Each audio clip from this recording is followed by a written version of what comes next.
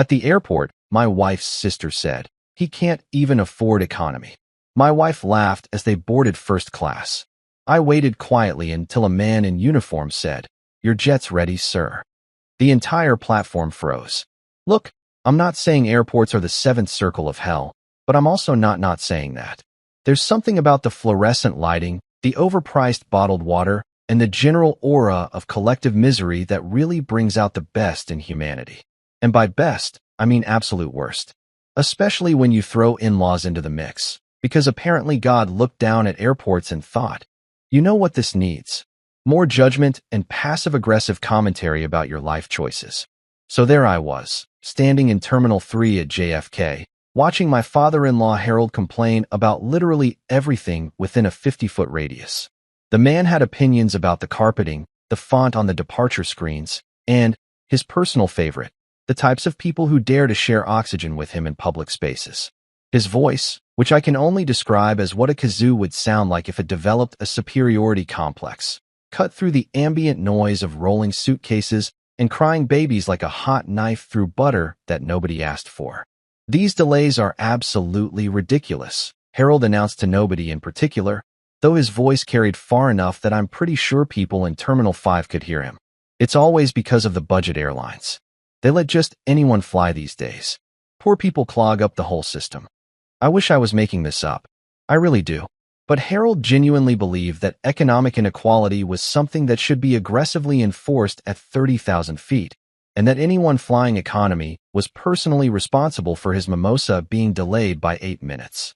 My wife, Bella, God, where do I even start with Bella, was standing next to me, but might as well have been on a different planet.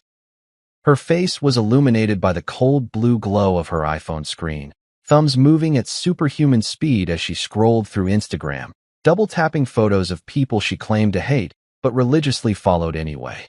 Every few seconds, she'd let out this little exhale of air through her nose. Not quite a laugh.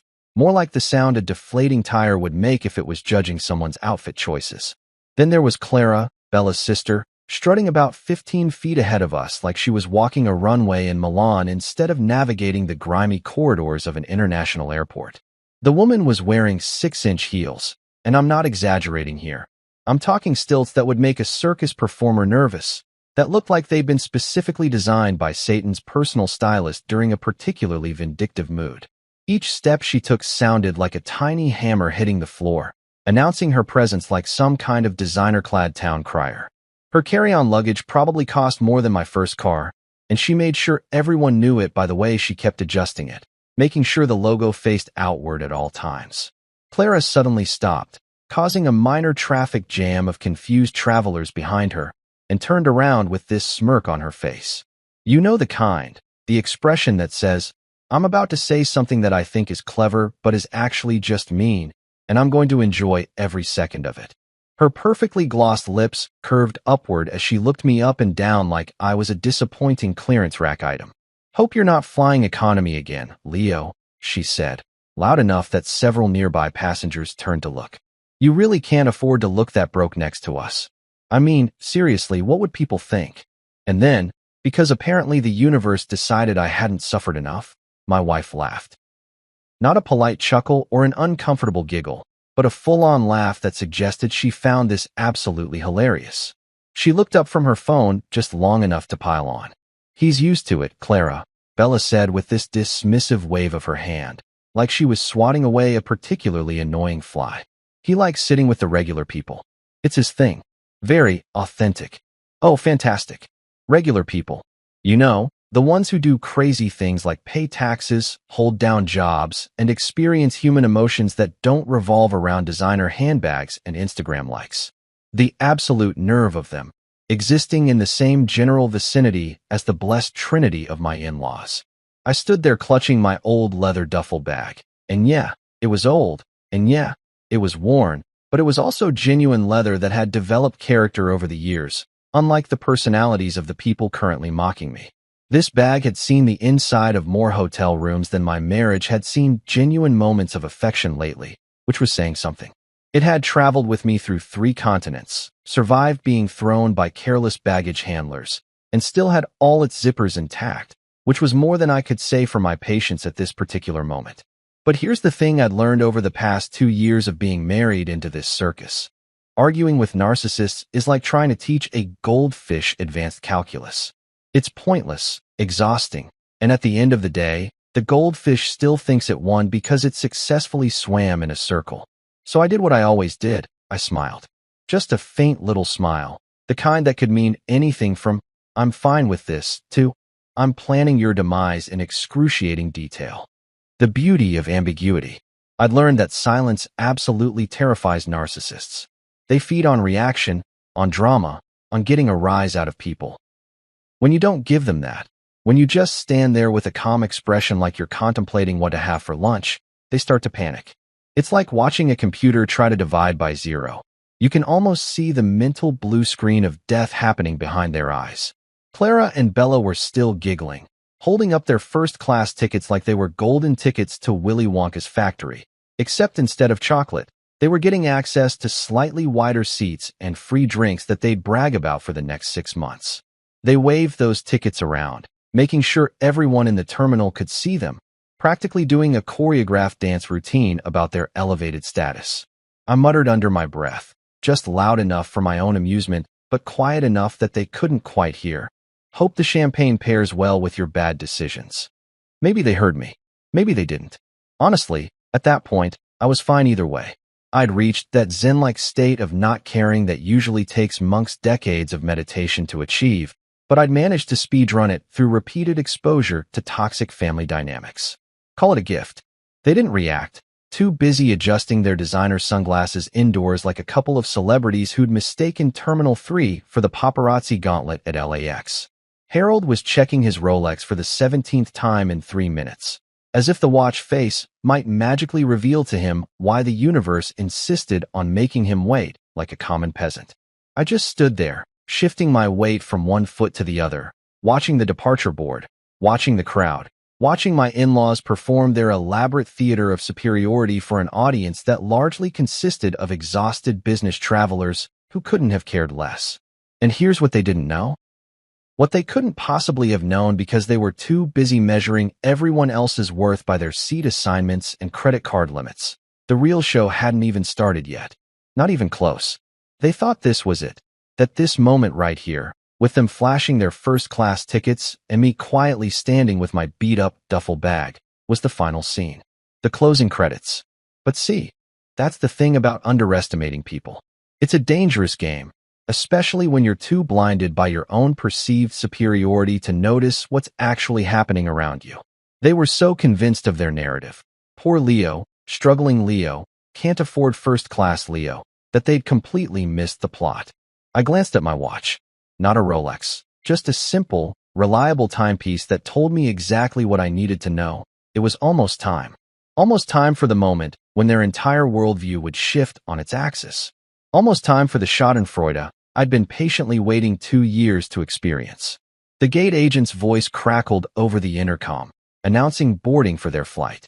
Clara squealed, actually squealed, like a teenager at a boy band concert, and grabbed Bella's arm. Harold straightened his blazer, preparing to grace the aircraft with his presence. And me? I just smiled a little wider, my grip relaxing on the duffel bag. I wasn't worried. I wasn't anxious. I wasn't even particularly annoyed anymore, because I knew something they didn't. And in about 3 minutes, they were going to know it too. If there's one thing I've learned about people who fly first class for the first time in their lives, it's that they will absolutely, without question, make it everyone else's problem. And by people, I specifically mean Bella and Clara, who were currently treating Gate 42 like it was their own personal photo studio, complete with an invisible red carpet that only they could see. I'm talking full-blown fashion shoot here. They'd positioned themselves at the perfect angle where the afternoon sunlight was streaming through the terminal windows, creating that golden hour glow that Instagram influencers would literally commit crimes for. Bella had her phone out on a selfie stick. Yes, a selfie stick. In the year of our Lord 2025, because apparently some trends refused to die with dignity, while Clara struck poses that looked like she was auditioning for America's Next Top Model, Airport Terminal Edition. The pout. Oh God, the pout. You know the one. Lips pushed out like they're trying to kiss an invisible lemon, eyes half closed in what I guess is supposed to be smoldering intensity, but actually looks more like aggressive constipation. Then came the chin angles, with both of them tilting their heads at approximately 45 degrees because someone on TikTok told them it was slimming. They cycled through about 17 different variations of fake laughter. Those performative, oh my gosh, we're having so much fun, giggles that sound like wind chimes being tortured. Click, click, click. The sound of Bella's phone camera was like a machine gun firing rounds of manufactured happiness into the void of social media. Between every shot, they'd huddle together to review the photos, offering critiques like they were curating an exhibition at the Louvre. Delete that one, my arm looks weird. Do another. I'm blinking. Wait, let me fix my hair. Okay, go again. This went on for a solid 15 minutes. Actual human minutes that I will never get back. Watching two grown women try to capture the perfect image to post with the inevitable caption of #FamilyGoals or #blessed or some other hashtag that made me want to throw myself onto the baggage carousel. Meanwhile, other passengers were trying to navigate around them, shooting annoyed glances that Bella and Clara were either completely oblivious to or simply didn't care about. I'm betting on the latter. Self-awareness wasn't exactly their strong suit, which probably explains why they thought this entire performance was normal human behavior. I was standing off to the side, becoming one with a support pillar, just trying to exist in my own quiet space of resigned acceptance. That's when I felt it. The heavy, condescending hand of my father-in-law landing on my shoulder like a sack of wet cement. Harold leaned in close enough that I could smell his expensive cologne mixed with the airport coffee on his breath, which was about as pleasant as you'd imagine. His voice had that particular tone that people use when they think they're being encouraging, but are actually just being patronizing as hell. "Leo," he said, giving my shoulder a squeeze that I think was supposed to be supportive, but felt more like a subtle reminder of his dominance in the social hierarchy. "Maybe next year you'll join us in first class, eh? You know, if your little projects ever start making real money." Ah yes, my projects. That's what Harold called them, always with this little dismissive chuckle, like I was a 10-year-old with a lemonade stand instead of a grown man running an actual business. The air quotes were invisible, but I could feel them hanging in the space between us like toxic particles. See, in Harold's world, and by extension, in the world of Bella and Clara, real work meant wearing a suit and tie every day, sitting in an office with fluorescent lighting that slowly killed your soul, attending meetings that could have been emails, and generally making yourself miserable in the pursuit of looking important. The fact that I ran a software company, that I worked from home in comfortable clothes, that I actually liked my employees and treated them like human beings instead of replaceable cogs in a corporate machine, that didn't compute. That wasn't real work to him. I could have explained, for probably the 100th time, that my company was actually doing quite well. I could have mentioned the contracts, the clients, the steady growth, the fact that I'd built something from nothing while he'd inherited his position from his daddy's connections. But what would be the point? Harold had already decided who I was in his mind, and no amount of evidence to the contrary was going to change that narrative. So instead, I just nodded politely, keeping my expression neutral, and said, "Sure, Harold. Right after you figure out how to work your email without calling IT support 17 times a day." Clara, who'd paused her photo shoot long enough to catch the tail end of our conversation, let out this shrieking laugh that could probably shatter glass in a 3-mile radius. She thought I was joking, making some kind of self-deprecating humor about the generation gap, or whatever. Her perfectly manicured hand flew to her mouth in that exaggerated gesture of amusement. I wasn't joking. I was dead serious. The man literally had a post-it note on his computer monitor with step-by-step instructions on how to attach a file to an email. But sure, I'm the one who doesn't do real work. Harold just smiled, that smug, satisfied smile of someone who thinks they've won an argument that they didn't even realize was happening. He patted my shoulder one more time before walking away to join his daughters in their ongoing documentation of their superiority. The gate agent's voice came over the intercom, announcing that first-class passengers could now begin boarding. You would have thought they'd just announced that Bella and Clara had won the lottery based on their reaction. They actually squealed, both of them, in harmony, like some kind of demented dolphin chorus. They grabbed their designer carry-ons, adjusted their sunglasses that had somehow migrated back onto their faces despite being indoors, and started prancing toward the first-class boarding lane like gazelles who'd just discovered Pilates. But not before Bella turned back to look at me one more time. And oh boy, here it came. I could see it forming behind her eyes before the words even left her mouth. The final dig, the last little twist of the knife, just to make sure I knew exactly where I stood in the pecking order of her universe. "Don't embarrass yourself trying to upgrade, Leo," she called out, loud enough that several nearby passengers definitely heard. Her tone was sweet, almost sing-songy, which somehow made it worse. "Just stay in your lane, okay? It's better that way. For everyone. Stay in my lane." Like I was a Honda Civic trying to merge onto a highway dominated by Maseratis. Like knowing my place was some kind of virtue that I should embrace. Like the natural order of things demanded that I remain beneath them, looking up in admiration at their purchased superiority. I watched her standing there, first-class ticket held up like a trophy, her sister beside her wearing an expression that said, "Yeah," what she said, and Harold behind them both with his arms crossed like some kind of discount godfather. The three of them, united in their conviction that they were simply better than me by virtue of, what exactly? The ability to pay extra for a wider seat and free champagne? And you know what? In that moment, I could have gotten angry. I could have caused a scene. I could have let them know exactly what I thought about their little hierarchy of worthiness. But that wouldn't have been nearly as satisfying as what I was about to do. So instead, I just smiled. Not a fake smile or a forced smile, but a genuine, calm, knowing smile.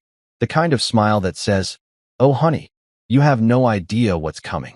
I looked Bella right in the eyes and said, in a voice that was perfectly measured and completely chill, "Don't worry, babe. My lane has wings." She blinked. Clara tilted her head like a confused puppy. Harold's eyebrows furrowed slightly. They didn't get it. Of course they didn't get it. How could they? They were too busy being impressed with themselves to notice anything beyond their own reflections. Bella just laughed it off, that dismissive little laugh she did whenever I said something she didn't understand or didn't want to acknowledge, and turned back toward the gate. The three of them walked away, boarding passes in hand, ready to enjoy their 3 hours of premium service and mediocre airline food served on actual plates instead of in plastic containers. I stood there, watching them disappear down the jetway, and checked my watch again. Just a few more minutes now. Just a few more minutes until their entire worldview imploded like a poorly constructed sandcastle at high tide. I adjusted the strap on my duffel bag and allowed myself a small chuckle. They thought they knew how this story went. They'd written the script in their heads years ago. Leo the underachiever, Leo the disappointment, Leo who would always be scrambling to keep up with them while they sailed through life in first class, both literally and metaphorically. But here's the thing about scripts. Sometimes the characters go off book. Sometimes the person you cast as the supporting role in your life's drama turns out to be the protagonist of an entirely different story. And sometimes, just sometimes, the person you spent years underestimating has been quietly building an empire while you were busy taking selfies. They'd find out soon enough. Real soon. And I was going to enjoy every single second of it. My phone buzzed in my pocket. I pulled it out and glanced at the screen. A text message, right on schedule. "Ready when you are, sir." I typed back a quick response, slid the phone back into my pocket, and smiled at the departure board. Showtime. You know that moment in movies when everything suddenly goes quiet? When the background noise just drops away and you can practically hear everyone's heartbeat because something massive is about to happen. Yeah, that was about to be my life in approximately 3 seconds, and I was absolutely ready for it. The gate agent had just called for Bella, Clara, and Harold's boarding group. Row numbers were being announced over the speaker system in that distinct monotone voice that all airport employees seem to develop after their first week on the job. My lovely in-laws were gathering their things, doing one final check of their phones to make sure they hadn't missed any crucial Instagram notifications in the last 90 seconds, preparing for their grand entrance into the first-class cabin where they belonged, where the universe had clearly intended them to be. Clara was in the middle of adjusting her Chanel bag, because of course it was Chanel, and of course the logo was facing outward, and of course she'd positioned it so that maximum people could see it. Bella was touching up her lipstick using her phone camera as a mirror, because apparently the 15 layers she'd already applied weren't quite achieving the desired effect. Harold was straightening his tie, puffing out his chest like a peacock about to display his feathers. And that's when it happened. "Mr. Donovan, your jet's ready, sir. We'll begin pre-flight whenever you're ready." The voice came from directly behind me. Firm, professional, crisp, and most importantly, loud enough to carry across the entire boarding area like a divine proclamation from the heavens. It was the kind of voice that commanded attention, the kind that made people instinctively stop what they were doing and turn to see what was happening. I'm talking dead silence. Like, you could have heard a pin drop on carpet. The entire gate platform, which moments ago had been filled with the ambient noise of rolling luggage, crying babies, people arguing about overhead bin space, and the general chaos of modern air travel, suddenly went absolutely, completely, utterly silent. Time didn't just slow down, it pretty much stopped. I swear I could see individual dust particles floating in the air, suspended in the moment like they were waiting to see what would happen next. Clara froze mid-selfie, her phone still held up at that practiced angle, her mouth literally hanging open in a way that was definitely not Instagram-worthy. Her finger was hovering over the screen, stuck in the motion of tapping, like someone had hit pause on her entire existence. The perfectly curated expression she'd been working on for the past 5 minutes melted away, replaced by pure, unfiltered shock. Bella's head snapped around so fast I'm surprised she didn't give herself whiplash. Her boarding pass, which she'd been clutching like it was the deed to a small country, started trembling in her hand. Just slightly at first, barely noticeable, but enough that I could see it from where I was standing. Her eyes went wide, and I watched in real time as her brain tried to process what she'd just heard, like a computer trying to run software it wasn't equipped for. Harold's face went through about 17 different expressions in the span of 2 seconds. Confusion. Disbelief. More confusion. A hint of panic. Back to disbelief. It was like watching a really intense game of emotional charades. The officer who'd spoken, and let me paint you a picture here, was tall, easily 6'3", dressed in an immaculate dark suit that probably cost more than most people's monthly rent. His shoes were polished to a mirror shine. His posture was military-grade perfect. He was holding a sleek leather folder, the kind that screamed important documents inside. And his expression was completely professional, completely neutral, like announcing that someone's private jet was ready was just another Tuesday for him. Which, to be fair, it probably was. He gestured smoothly toward the private terminal, the movement so practiced and refined it could have been choreographed. "Your car is waiting, sir," he added, his tone carrying just the right amount of deference without being obsequious. This was a man who knew exactly how to treat high-value clients, and he was treating me like I was one of them. Because, well, I was. The silence stretched on. Someone's phone alarm went off in the distance, and the owner frantically scrambled to shut it off, the electronic beeping seeming obscenely loud in the otherwise quiet terminal. A baby started to cry somewhere behind me, but even that seemed muted, like the universe itself was holding its breath. My father-in-law was the first to find his voice, though voice might be generous. It came out as more of a strangled croak, like a frog that had just witnessed something that fundamentally challenged its understanding of reality. "Jet," he managed to squeeze out. As in A. He couldn't even finish the sentence. His brain was clearly trying to reconcile the image he'd built up of me. Struggling Leo, unsuccessful Leo, economy class Leo, with the words he'd just heard. It was like watching someone try to force a square peg into a round hole, except the peg was the size of a shipping container and the hole was the size of a quarter. I took a moment. I really savored it, let it marinate, because opportunities like this don't come along every day. I could feel every single eye in the boarding area on me. Passengers who'd been minding their own business were now openly staring. The gate agents had stopped what they were doing. Even the janitor who'd been emptying trash cans had paused mid-motion. I turned to face Harold fully, maintaining eye contact, and smiled. Not a smirk, not a grin, just a polite, pleasant, perfectly calibrated smile. The kind of smile you'd give to someone who'd just asked you an innocent question about the weather. As in the kind that doesn't have seat 32B, I said, my voice casual, conversational, like we were discussing what I'd had for breakfast. You know, the kind where you don't have to worry about legroom or middle seats, or whether someone's going to recline into your lap. That kind of jet. The murmuring started immediately. People started whispering to each other, leaning in close, shooting glances between me and my in-laws like they were watching a tennis match. I could hear fragments of conversations bubbling up around us. Is that guy famous? Oh my God, did he say private jet? Who is he? Wait, I think I recognize him from somewhere. Phone started coming out. Not even subtly, just straight up pointing at me. I saw at least 3 people open their camera apps, probably preparing to document this moment for their social media feeds. Some teenager off to my left literally mouthed the words, "That's goals," to his friend, his eyes wide with a mixture of admiration and disbelief. Bella tried to speak. I watched her mouth open, close, open again. She looked like a fish that had just been pulled out of water and was trying to figure out how to breathe air. Finally, after what felt like an eternity, she managed to form words, though they came out shaky and uncertain. "Leo, what is this?" Her voice cracked on, "What?" which would have been satisfying enough on its own, but the look on her face, that mixture of confusion, shock, and dawning realization that maybe, just maybe, she'd severely miscalculated something, was worth more than every snide comment, every dismissive laugh, every condescending pat on the shoulder I'd endured over the past 2 years. I straightened my jacket, taking my time with it, making sure the collar sat just right. It was a simple gesture, but in that moment, it felt significant. Like I was physically adjusting more than just my clothing.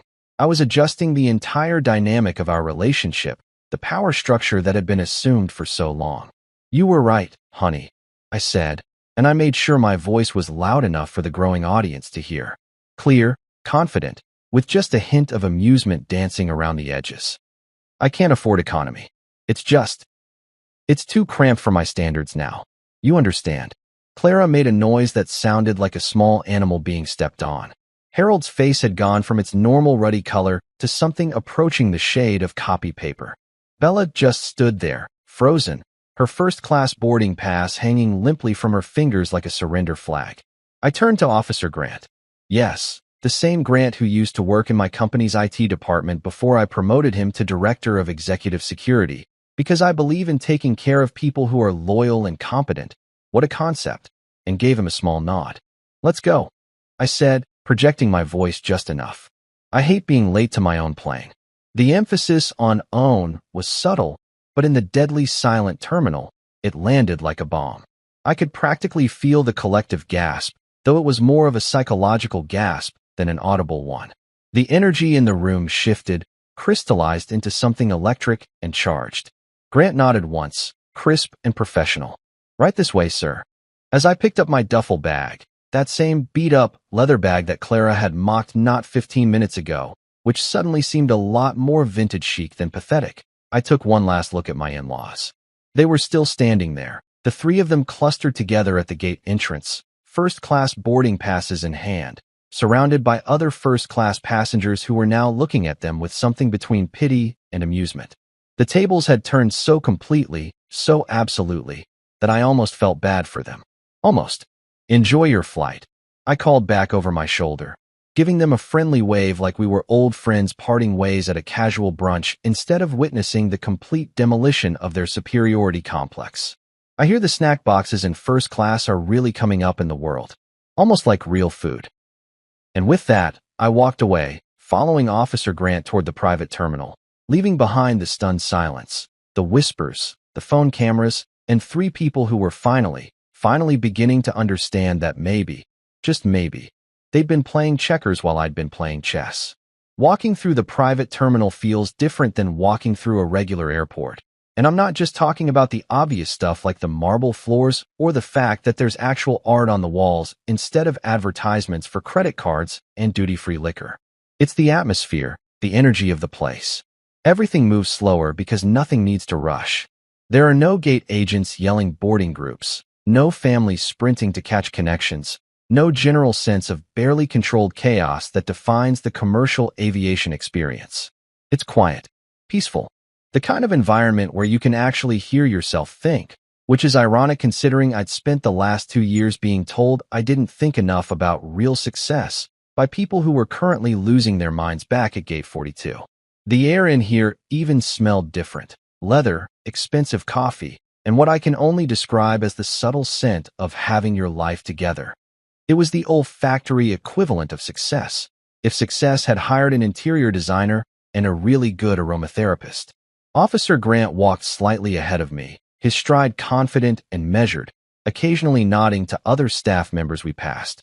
A woman in an elegant uniform smiled warmly and asked if I needed anything. An older gentleman behind a mahogany desk looked up from his computer and gave me a respectful nod. This was a world where customer service wasn't performed with gritted teeth and fake smiles. It was genuine, attentive, and somehow made you feel like you weren't being a burden just by existing. We passed through a set of glass doors that probably cost more than most people's cars, and that's when I saw it, the lounge. And okay, calling it a lounge is like calling the Mona Lisa a painting. This place had floor-to-ceiling windows overlooking the tarmac, plush leather seating that looked like it had been designed by someone who actually understood human anatomy, a full bar staffed by an actual bartender who wasn't pouring drinks from plastic bottles, and a spread of food that would make most restaurants jealous. But I wasn't here for the amenities, as nice as they were. I had a schedule to keep and a point to make. Grant turned to me with a professional smile that had just a hint of something else. Amusement, maybe, or satisfaction. See, Grant knew the whole story. He'd been there from the beginning, back when I was building skyframe systems for my living room, surviving on coffee and spite, coding until 3 in the morning while Bella complained that my keyboard clicking was keeping her awake.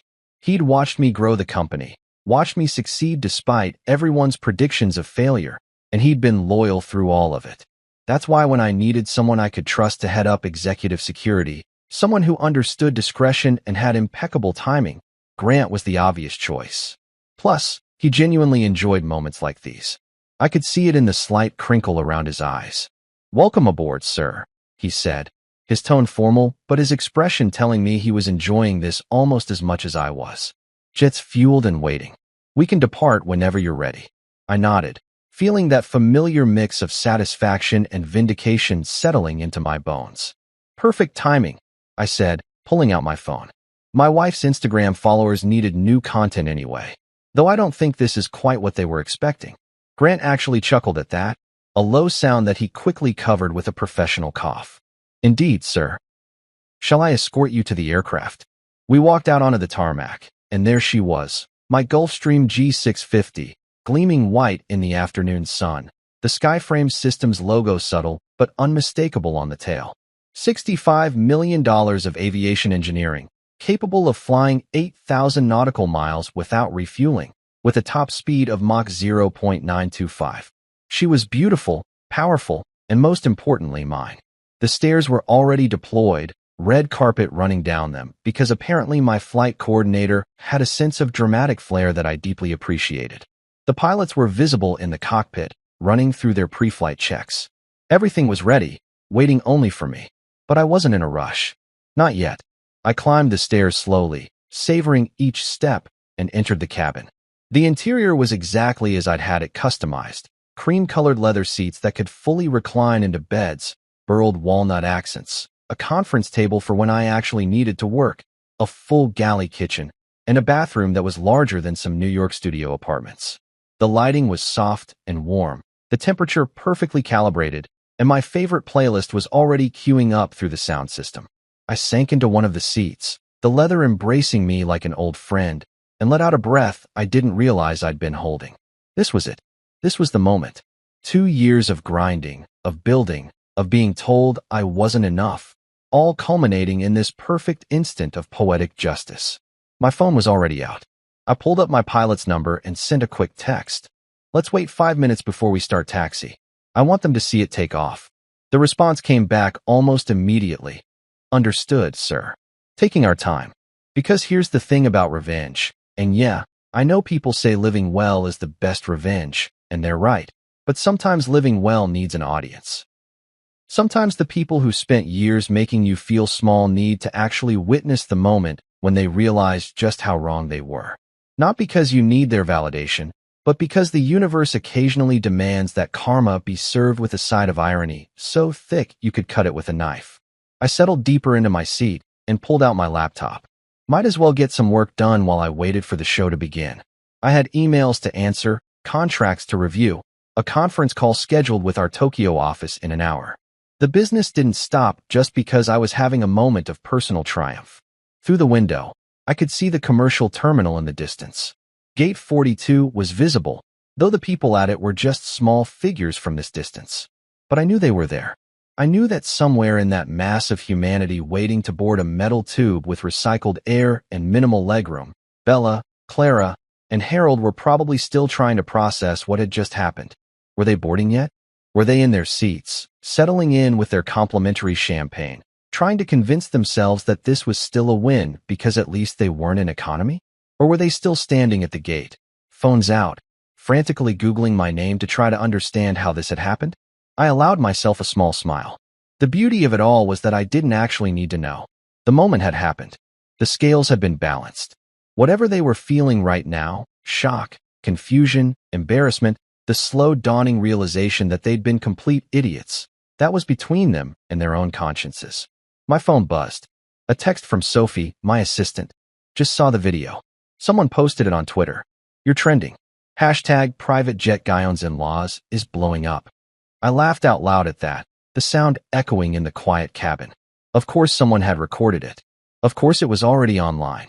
This was 2025. If a moment of public humiliation or triumph didn't get posted to social media within 30 seconds, did it even really happen? I typed back. Please tell me someone got Clara's face. Multiple angles. It's chef's kiss perfect. I shook my head, still grinning. The universe really did have a sense of humor sometimes. The captain's voice came through the intercom, smooth and professional. Mr. Donovan, we're ready for pushback whenever you give the word. Weather's perfect, clear skies all the way to Manhattan. Estimated flight time 2 hours and 40 minutes. I glanced at my watch. 5 minutes had passed. Time to make an exit. Let's go, Captain, I said, pressing the intercom button. I've got a conference to get to. Roger that, sir. Beginning pushback now. The engines hummed to life. That low, powerful sound that you feel in your chest more than hear with your ears. The jet began to move, pulling away from the terminal, heading toward the taxiway. I looked out the window one last time toward gate 42, and there they were. Even from this distance, even as small figures against the terminal windows, I could see them. 3 people standing at the window, clearly watching, clearly recognizing the Skyframe Systems logo on the tail of the jet that was now taxiing away. I raised my coffee cup, freshly brewed Ethiopian single origin, served in actual china, not a paper cup in sight, in a silent toast toward the window. To economy, I whispered to myself, my smile widening. May it stay affordable for the rest of them. The jet turned onto the runway, engines powering up for takeoff. Through the window, the terminal began to shrink, becoming smaller and smaller as we accelerated down the tarmac. And then we were up, the nose lifting, the ground falling away, the whole beautiful city of New York spreading out beneath us like a map. I settled back into my seat, pulled up my laptop, and got back to work. Because the thing about winning isn't just the victory itself, it's what you do after. It's proving that the success wasn't a fluke, wasn't luck, wasn't anything except hard work, intelligence, and refusing to let other people's opinions define your potential. Bella and Clara would land in Manhattan in about 3 hours, slightly cramped despite their first-class seats, having paid premium prices for the privilege. I'd be there in 2 hours and 40 minutes, fully rested, having gotten work done in complete comfort and quiet. And the best part? The conference they were flying to attend, the one they'd probably registered for weeks ago, excited to network and be seen at such a prestigious event. Yeah, that was my conference. My company was the primary sponsor. My name was on the building. They just didn't know it yet. But they would. Oh, they absolutely would. I took another sip of my coffee and smiled at the clouds passing by my window. Checkmate. You know what's funny about success? And by funny, I mean the kind of ironic, dark humor that makes you want to laugh and cry at the same time. It's that the people who doubt you the most are usually the ones standing closest to you. Not strangers, not distant acquaintances, but the people who are supposed to have your back, who are supposed to believe in you even when things look impossible. But I'm getting ahead of myself. Let me rewind the tape a bit. Take you back to where this whole thing started. Back when Bella and I were still Team Donovan. Before the team imploded and became more like Bella and her disappointment of a husband. It was 2 years ago, almost to the day. I was working at TechCorp Solutions, pulling in a solid 6-figure salary, doing cybersecurity consulting for corporate clients. It was stable, predictable, safe. The kind of job that made in-laws smile and nod approvingly at Thanksgiving dinner. I wore business casual, had a parking spot with my name on it, got decent benefits and 3 weeks of vacation that I never actually took, because corporate culture is basically a cult that shames you for having a life outside the office. But here's the thing, I was absolutely miserable. Like, wake up every morning and question your life choices level of miserable. The work itself was fine, even interesting sometimes, but the environment was soul-crushing. Politics, bureaucracy, meetings about meetings, entire days wasted on conference calls where nothing got decided. I was watching my life tick away in 15-minute increments on an Outlook calendar, and I couldn't shake the feeling that I was meant for something more than optimizing firewall configurations for companies that saw their IT department as a necessary evil rather than an asset. So I made a decision. I was going to leave.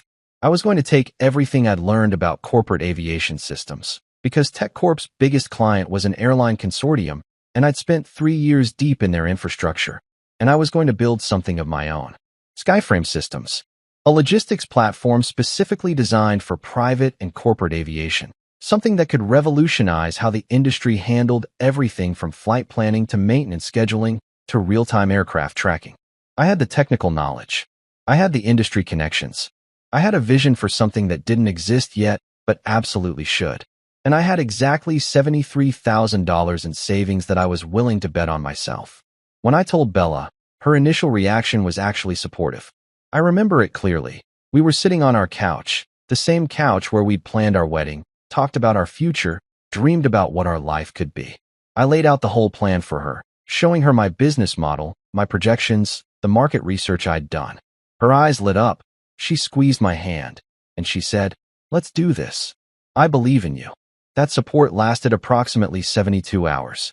By day 4, reality had apparently set in. Or maybe Clara had gotten to her. Or Harold. Or both. Probably both. The questions started coming, each one laced with just a little more doubt, a little more concern, a little more subtle implication that maybe I was making a huge mistake. But why risk stability? Bella asked over breakfast one morning, stirring her coffee with more aggression than the situation warranted. "We have a good life. Why would you throw that away?" I tried to explain that I wasn't throwing anything away. I was building something. That sometimes you have to take calculated risks if you want to achieve anything beyond comfortable mediocrity. That playing it safe your entire life is actually the riskiest choice you can make because you're guaranteed to end up with regrets. She wasn't convinced. And over the following weeks, as I put in my notice at TechCorp and started setting up Skyframe, the criticism intensified. "You're not like Clara's husband," she said one evening, scrolling through Instagram, showing me pictures of Brandon, Clara's husband, standing next to his new Tesla Model S, looking smug as hell in the driver's seat. He owns a Tesla. He has a real career at a real company. He's stable. Right. Brandon, the guy who worked in middle management at his father-in-law's commercial real estate firm, who'd had every opportunity handed to him on a silver platter, who thought cryptocurrency was a skincare product and had once asked me if the cloud was an actual cloud where they kept all the data. That was the standard I was being compared to. A guy who couldn't figure out how to unmute himself on Zoom calls and had to be walked through the process every single time. But sure, he had a Tesla, so obviously he was winning at life. The comparisons didn't stop there. Every family gathering became an opportunity for me to be reminded of my inadequacies. Clara's husband had bought a boat. When was I going to buy a boat? Bella's cousin had just gotten promoted to VP of something meaningless at a company that would probably be bankrupt in 5 years. Why wasn't I pursuing corporate advancement? Harold's friend's son had just bought a house in the Hamptons. What was wrong with our perfectly nice apartment in Brooklyn? It was exhausting, like being slowly suffocated by other people's definitions of success, none of which had anything to do with actual fulfillment or achievement, and everything to do with visible status symbols and impressive-sounding job titles. Still, I stayed calm. I kept my head down and worked. I worked nights after Bella went to bed, coding until 2 or 3 in the morning, surviving on coffee and the stubborn belief that I was on to something real. I worked weekends while she went on shopping trips with Clara, retail therapy sessions that seemed to happen with increasing frequency, funded by credit cards that I was still helping to pay off. I pitched my platform to potential clients, getting rejected over and over again before finally landing my first contract, a small charter company out of Newark that was willing to take a chance on my system. Then another client. Then another. Slowly, painfully, the business started to grow. But during all this time, while I was building something from nothing, proving that my vision had merit, the people who were supposed to be my family, my wife, my in-laws, even some of my friends, they all kept telling me I was going to fail. "This is too risky," Bella would say, barely looking up from her phone. "You should have stayed at TechCorp," Harold would remind me at every opportunity. "I don't understand why you're doing this to yourself," Clara would add, her tone dripping with pity that felt more like contempt. Everyone had an opinion. Everyone had advice. And none of it was helpful or supportive or even remotely based on an understanding of what I was actually trying to accomplish. The worst part wasn't even the criticism. It was the casual dismissal. The way Bella would introduce me at parties. "This is my husband, Leo. He's doing a tech thing." It's complicated. The way she'd laugh along when Clara made jokes about my little startup. The way Harold would pat me on the shoulder and say things like, "Well, if this doesn't work out, you can always go back to a real job." A real job, as if what I was doing, building a company from scratch, creating actual value, employing people, solving real problems, wasn't real work because it didn't come with a business card from an established corporation. I remember one particularly brutal family dinner about a year into building Skyframe. We were at some overpriced restaurant in Manhattan that Harold had chosen because it was exclusive and had a wait list. Clara and Brandon were there, talking about their upcoming vacation to the Maldives. Bella was showing everyone pictures of a designer handbag she wanted to buy, price tag, for $1,000. Harold was going on about his new Rolex. And then Clara turned to me, wine glass in hand, and said, "So Leo, how's the startup going? Made your first million yet?" She laughed, and everyone joined in. It was a joke, you see. The idea that I could be successful was hilarious to them. I smiled politely and said, "Getting there. Just signed a major contract with Atlas Aviation Group." Silence. They didn't know what to say to that because they didn't actually know anything about my industry or what that contract meant. So they just nodded and changed the subject, moving on to more important topics like the thread count of the sheets at their upcoming resort. That was the moment I realized something crucial. They didn't want me to succeed. Oh, they'd never admit it, probably didn't even consciously acknowledge it themselves. But on some level, my success would be inconvenient for them. It would disrupt the narrative they'd built, the comfortable story where they were the successful ones and I was the well-meaning failure, the cautionary tale they could point to when talking about the dangers of taking risks. My success would force them to confront their own choices, their own fears, their own safe little lives built on inherited wealth and conventional paths. And that was threatening. So I stopped talking about the business at family gatherings. I stopped trying to explain what I was building or sharing my wins. I just smiled, nodded, and let them think whatever they wanted to think. Meanwhile, I kept working. 12-hour days turned into 14-hour days. I brought on Grant to handle IT security, then Sophie as my executive assistant. I landed contracts with 3 major corporate aviation companies. I developed partnerships with airports across the country. Revenue started climbing, not just surviving numbers, but thriving numbers, the kind that made accountants get excited. And through it all, Bella became more distant. She stopped asking about the business. She stopped pretending to be interested in my work. Our conversations became transactional, bills to pay, schedules to coordinate, the mechanical maintenance of a marriage that had stopped being a partnership somewhere along the way. The irony, the absolute comedy of it all. While they were busy shopping and brunching and posting filtered photos of their blessed lives, while they were flying first class on their twice-a-year vacations and considering it the height of luxury, I was quietly building an empire. The same family trip they were currently flying to, the Global Logistics Tech Summit in Manhattan, was being sponsored by my company. My company. Skyframe Systems was the primary sponsor. My name was on every piece of promotional material. My face was on the website as the keynote speaker. They'd registered for it weeks ago, probably saw the sponsor logos and didn't even make the connection because they'd never bothered to learn what my company was actually called or what it actually did. They were flying to a conference that I was hosting to celebrate an industry that I was revolutionizing in a city where I was about to be recognized as one of the fastest-growing tech entrepreneurs on the East Coast. And they had no idea. The schadenfreude was going to be absolutely delicious. Landing in Manhattan never gets old, especially when you're doing it in your own jet at Teterboro Airport instead of fighting for overhead bin space at LaGuardia. The descent was smooth as silk, the kind of landing where you barely feel the wheels touch down, and within minutes we were taxiing to the private terminal where my car was already waiting. No baggage claim. No waiting in line for a taxi while some guy tries to cut in front of you. No surge pricing on an Uber because apparently algorithms have decided that your desperate need to get somewhere is an excellent opportunity for price gouging. Just a smooth, seamless transition from air to ground, the way travel should be, but almost never is for normal people. I descended the jet stairs.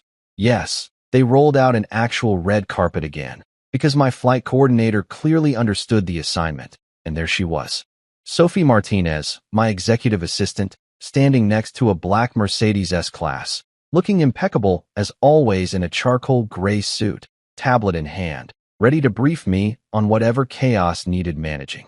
Sophie was 32, whip-smart, efficient to the point of being almost psychic about what I needed before I knew I needed it, and had a sense of humor dry enough to make the Sahara look like a rainforest. She'd been with me since year one of Skyframe, back when executive assistant meant person who does literally everything, because we can't afford to hire anyone else. Now she had her own assistant, but she still preferred to handle the important stuff personally. She grinned as I approached, that knowing smile that told me she was fully aware of what had gone down at JFK and was absolutely living for the drama. Big night, boss, she said, falling into step beside me as we headed toward the car. You're opening the Global Logistics Tech Summit at 7. Cocktail reception starts at 6. Press wants photos at 5:30. And guess who RSVP'd to the event? She paused for dramatic effect, eyebrows raised. Bella, Clara, and Harold. I couldn't help it. I laughed. Actually laughed, the sound echoing across the tarmac. Of course they did. Never miss an opportunity for free champagne and networking with people they think are important. Oh, it gets better, Sophie continued, consulting her tablet as we slid into the back seat of the Mercedes. They registered 3 weeks ago. Used Bella's maiden name on the registration, probably why it didn't flag in our system. And according to their social media, which I may or may not have been monitoring, they've been posting about this exclusive industry event they're attending. Very excited. Many hashtags. The car pulled smoothly into Manhattan traffic, which on a Friday evening was its usual nightmare of gridlock and aggressive horn honking, but somehow felt less stressful when you were sitting in leather seats with a driver who actually knew what he was doing. I looked out the window at the city sliding by, yellow cabs, food trucks, tourists taking selfies, professionals in suits rushing somewhere important, the organized chaos that made New York, New York. And rising above it all, literally and figuratively, were the billboards. My billboards. We passed one on the FDR Drive. Massive, probably 40 feet tall, impossible to miss. The Skyframe Systems logo glowed against a deep blue background that faded into an image of a jet cutting through clouds. Below it, in clean, modern typography, Skyframe Systems, the future of flight. Then another one on Lexington Avenue, as we cut through Midtown. This one featured a sleek visualization of our platform's interface, all clean lines and intuitive design, with the tagline, transforming aviation one flight at a time. And another on Times Square, right in the heart of the tourist madness. Our logo displayed alongside the conference information, Global Logistics Tech Summit, sponsored by Skyframe Systems. Sophie noticed me looking and smiled. The marketing team went all out. We've got placements in 4 airports, 6 major highways, and every major transit hub in the tri-state area. If you're traveling anywhere in the Northeast this week, you're seeing our name. A funny thought hit me. One of those moments of perfect irony that made me appreciate just how completely the tables had turned. 2 years ago, just 24 months, Bella had mocked me for designing fancy airplane software. Those were her exact words, said with that particular tone of dismissive amusement, like I was a kid playing with Lincoln Logs instead of an adult building an actual business. It's just fancy airplane software, Leo, she'd said, scrolling through her phone while I tried to explain the market opportunity. How many people actually need that? I tried to explain that the private and corporate aviation industry was worth billions, that it was growing exponentially, that the existing systems were outdated and inefficient, that I'd identified a genuine gap in the market. She'd just shrugged and gone back to Instagram. Now that fancy airplane software was running the navigation and logistics systems for half the corporate jets in North America. It was processing thousands of flight plans daily. It was saving companies millions in operational costs. And yeah, it was making me wealthy enough to own my own jet. Karma, I thought, staring at another billboard as we passed, really does have a first-class seat. Actually, forget first class. Karma had its own private jet, and it was landing right on top of people who deserved it. You seem contemplative, Sophie observed, tapping something on her tablet. Nervous about the keynote? Not even a little bit, I said, which was true. Public speaking had never bothered me, probably because I genuinely cared about what I was talking about. It's easy to be confident when you're not selling snake oil or trying to convince people that your mediocre product is revolutionary. I'd built something real, something valuable, and I was just going to tell people about it. Good, she said, because the press is very interested in you. Forbes wants an interview. TechCrunch is doing a feature. And apparently Bloomberg is calling you the dark horse of aviation tech because you came out of nowhere. I hadn't come out of nowhere. I'd come out of 2 years of grinding work that people had dismissed as a vanity project. But I understood what they meant. I'd kept a relatively low profile, focusing on building the business rather than building my personal brand. While other tech CEOs were posting motivational quotes on LinkedIn and doing podcast tours, I'd been actually working. The car pulled up to the Peninsula Hotel, where I'd be staying for the weekend. Not because I needed the luxury, though the rooms were admittedly spectacular, but because it was hosting the conference and it made logistical sense. Plus, the view of Fifth Avenue from the suites was pretty incredible. You've got about 90 minutes before you need to be at the venue, Sophie said as the driver opened my door. Hair and makeup will meet you in your suite in 45. Your tux is already pressed and hanging in the closet. Speech is loaded on the teleprompter, but you've got the notes on your phone if you want to review. You're terrifyingly efficient, you know that? I said, grabbing my bag. That's why you pay me the big bucks, she shot back. Also, I took the liberty of having a bottle of Macallan 25 sent to your room. Figured you might want to toast the moment before you go out there and blow their minds. I grinned. This is why you're the best. I know. See you at the venue. And Leo. She paused, her expression shifting from professional to genuinely pleased. Enjoy this. You earned it. The suite was exactly what you'd expect from a hotel that regularly hosted heads of state and celebrities trying to avoid paparazzi. Spacious, elegantly appointed, with that particular kind of understated luxury that whispers rather than shouts. Floor-to-ceiling windows offered a panoramic view of Manhattan at dusk, the city starting to light up as the sun set behind the buildings. I poured myself a finger of the Macallan, neat, and stood at the window, watching the city pulse with energy below. Somewhere out there, probably at LaGuardia or JFK, Bella, Clara, and Harold were landing. They'd collect their luggage from baggage claim, fight for a taxi, or deal with an overpriced Uber, sit in traffic for an hour to get to whatever hotel they'd booked. Probably something nice, but not quite peninsula-level nice. They'd check in, freshen up, probably take some photos in their hotel room to post on Instagram. Hashtag NYC life, hashtag business travel, hashtag living my best life. Then they'd head to the conference venue, excited to network, to be seen, to post photos of themselves at this exclusive industry event. And they'd have no idea that the name they kept seeing everywhere, on the banners, on the promotional materials, on the badges, on those billboards they'd passed on their way in, was mine. My phone buzzed. A text from Grant. Perimeter secured at venue. Press is setting up. Security briefing complete. Ready when you are, sir. Another text from Sophie. Hair and makeup in the lobby. Sending them up now. Also, the conference organizers want to know if you prefer sparkling or still water at the podium. I typed back, still. Thanks. Then I opened my photos and scrolled back to one from 2 years ago.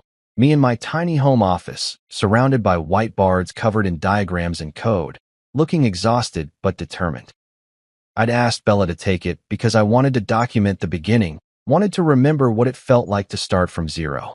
She'd taken the photo reluctantly, made a comment about how I looked obsessed and crazy. then went back to watching reality TV in the living room. I looked at that photo now, at the exhausted face of a guy who was betting everything on an idea that most people thought was doomed to fail, and I silently saluted him. "We did it, man," I whispered to the younger version of myself. "We actually did it." There was a knock at the door, hair and makeup, right on schedule. I downed the rest of my whiskey, feeling the warmth spread through my chest, and smiled at my reflection in the window. Tonight was going to be one for the books, and Bella, Clara, and Harold had front row seats to their own humiliation. Showtime. The Javits Center at night is something else. All glass and steel and lights, looking like someone built a spaceship in the middle of Manhattan and just decided to host events in it. The Global Logistics Tech Summit had taken over the entire North Pavilion, and as my car pulled up to the entrance, I could see the banners hanging from the ceiling. Massive things, probably 30 feet long, with the Skyframe Systems logo prominently displayed alongside the conference branding. The red carpet, because apparently tech conferences had adopted Hollywood's playbook, stretched from the curb to the entrance, lined with photographers, videographers, and journalists with recording devices.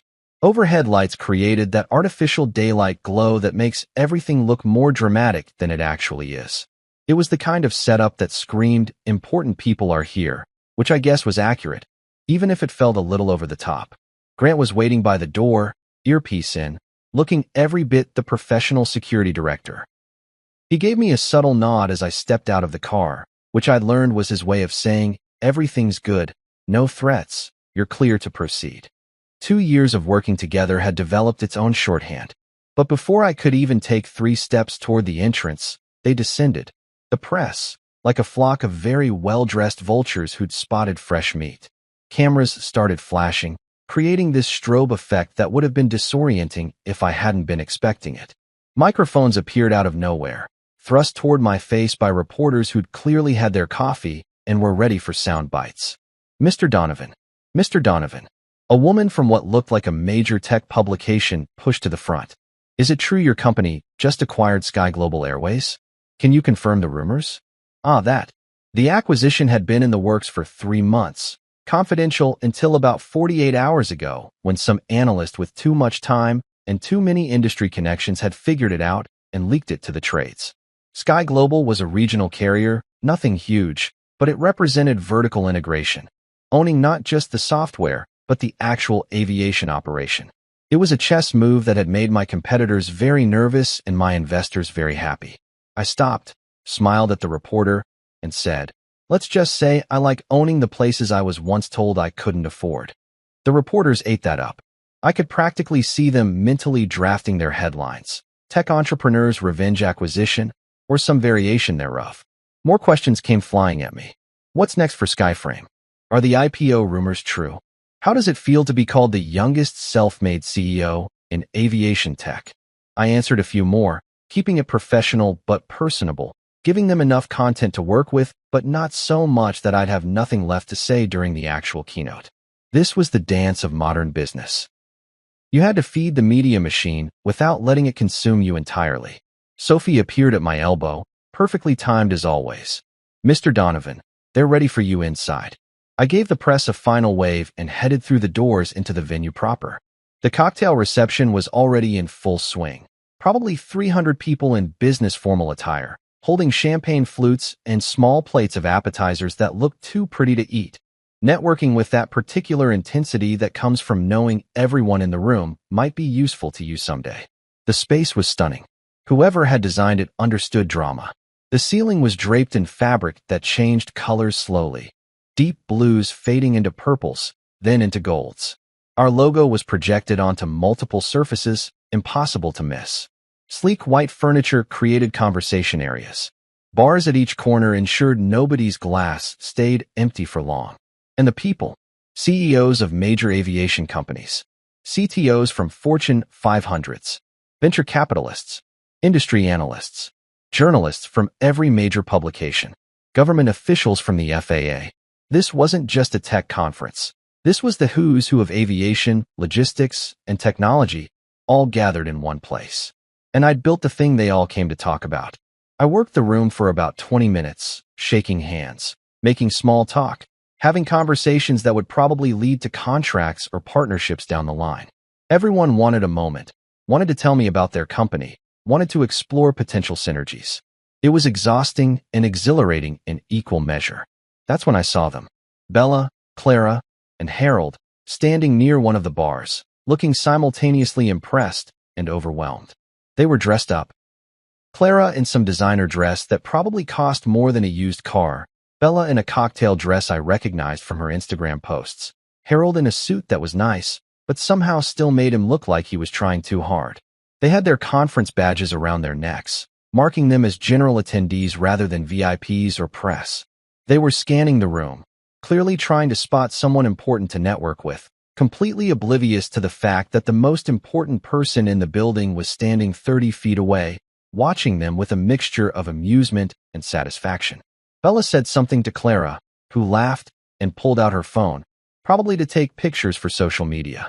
Harold was already working on his second drink, which tracked with his usual behavior at open bar events. I could have approached them then, could have walked up and watched their faces shift from confusion to recognition to horror. But that would have been too easy, too quick. I wanted them to figure it out slowly, wanted the realization to dawn on them in the most public, most undeniable way possible. Sophie touched my arm. 5 minutes to showtime. They want you backstage. I nodded, taking one last look at my in-laws, blissfully unaware of what was about to happen, and followed Sophie toward the main ballroom. The ballroom was massive, easily seating for 1,000 people, all facing a stage that looked like it belonged at TED Talks. Massive screens flanked both sides, currently displaying the conference logo and the evening's agenda. The lighting was professional grade. The sound system was probably worth more than my first apartment, and the energy in the room was electric. People were still filing in, finding their seats, checking their phones one last time before the program started. I caught glimpses of familiar faces, clients, partners, competitors who'd probably come to see what all the fuss was about. I was backstage now, in the wings where the speakers waited before their moment in the spotlight. A production assistant with a headset was doing checks, making sure everyone knew their cue times. The conference organizer, a woman named Patricia who'd been emailing me for 6 months about this event, appeared with a huge smile. Mr. Donovan, so thrilled you could make it. Are you ready? Do you need anything? Water? The teleprompter is set, but I have your slides pulled up just in case you want to.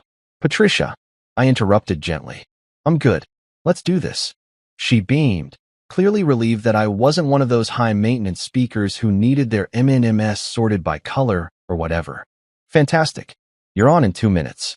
You'll hear the introduction, then you walk out stage right. The spotlight will find you. Take your time, on the moment. I could hear the crowd settling in the ballroom, the ambient chatter dropping as people realized the program was about to start. Through a gap in the curtain, I could see the front rows, and there they were. Bella, Clara, and Harold, seated about 10 rows back, slightly off to the left. They'd scored decent seats, probably arrived early to make sure they could see everything. Oh, they were going to see everything all right. The lights in the ballroom dimmed. A hush fell over the crowd, that particular kind of anticipatory silence that happens right before something big. A single spotlight illuminated the podium at center stage. The announcer's voice, deep, authoritative, the kind of voice that demanded attention, boomed through the sound system. Ladies and gentlemen, welcome to the opening ceremony of the Global Logistics Tech Summit. Tonight, we have the privilege of hearing from a true innovator, a visionary who has transformed the aviation technology landscape in just 2 short years. His company, Skyframe Systems, has revolutionized how we think about flight operations, logistics, and the future of aviation. Please join me in welcoming our keynote speaker, the founder and CEO of Skyframe Systems, Mr. Leo Donovan. The applause started immediately, building like a wave. The spotlight swung from the podium to stage right, finding me in the wings. This was it. I stepped out onto that stage, and the applause got louder. I could see faces in the crowd, some I recognized, many I didn't, all of them looking up at me with interest, attention, respect. And I could see Bella's wine glass slip from her fingers. Even from the stage, even with the spotlight in my eyes, I could see it happen in slow motion. The glass tumbled, spilling red wine down the front of her dress before shattering on the floor. Her face went absolutely white, like all the blood had just drained out of her body and pooled somewhere around her designer heels. Clara's jaw literally dropped. Not metaphorically. I mean, her mouth actually fell open in that cartoon character way that you don't think happens in real life until you witness it firsthand. Her phone slipped from her hand and clattered onto her lap. And Harold. Oh, Harold. The man looked like someone had just told him that his entire investment portfolio had been revealed as a Ponzi scheme. His face cycled through about 6 different shades of red before settling on a kind of grayish purple that probably meant his blood pressure had just spiked to dangerous levels. I reached the podium, adjusted the microphone with practiced ease, and let the applause die down naturally. The screens on either side of the stage came to life, displaying my photo alongside the Skyframe Systems logo and the company's key achievements over the past 2 years.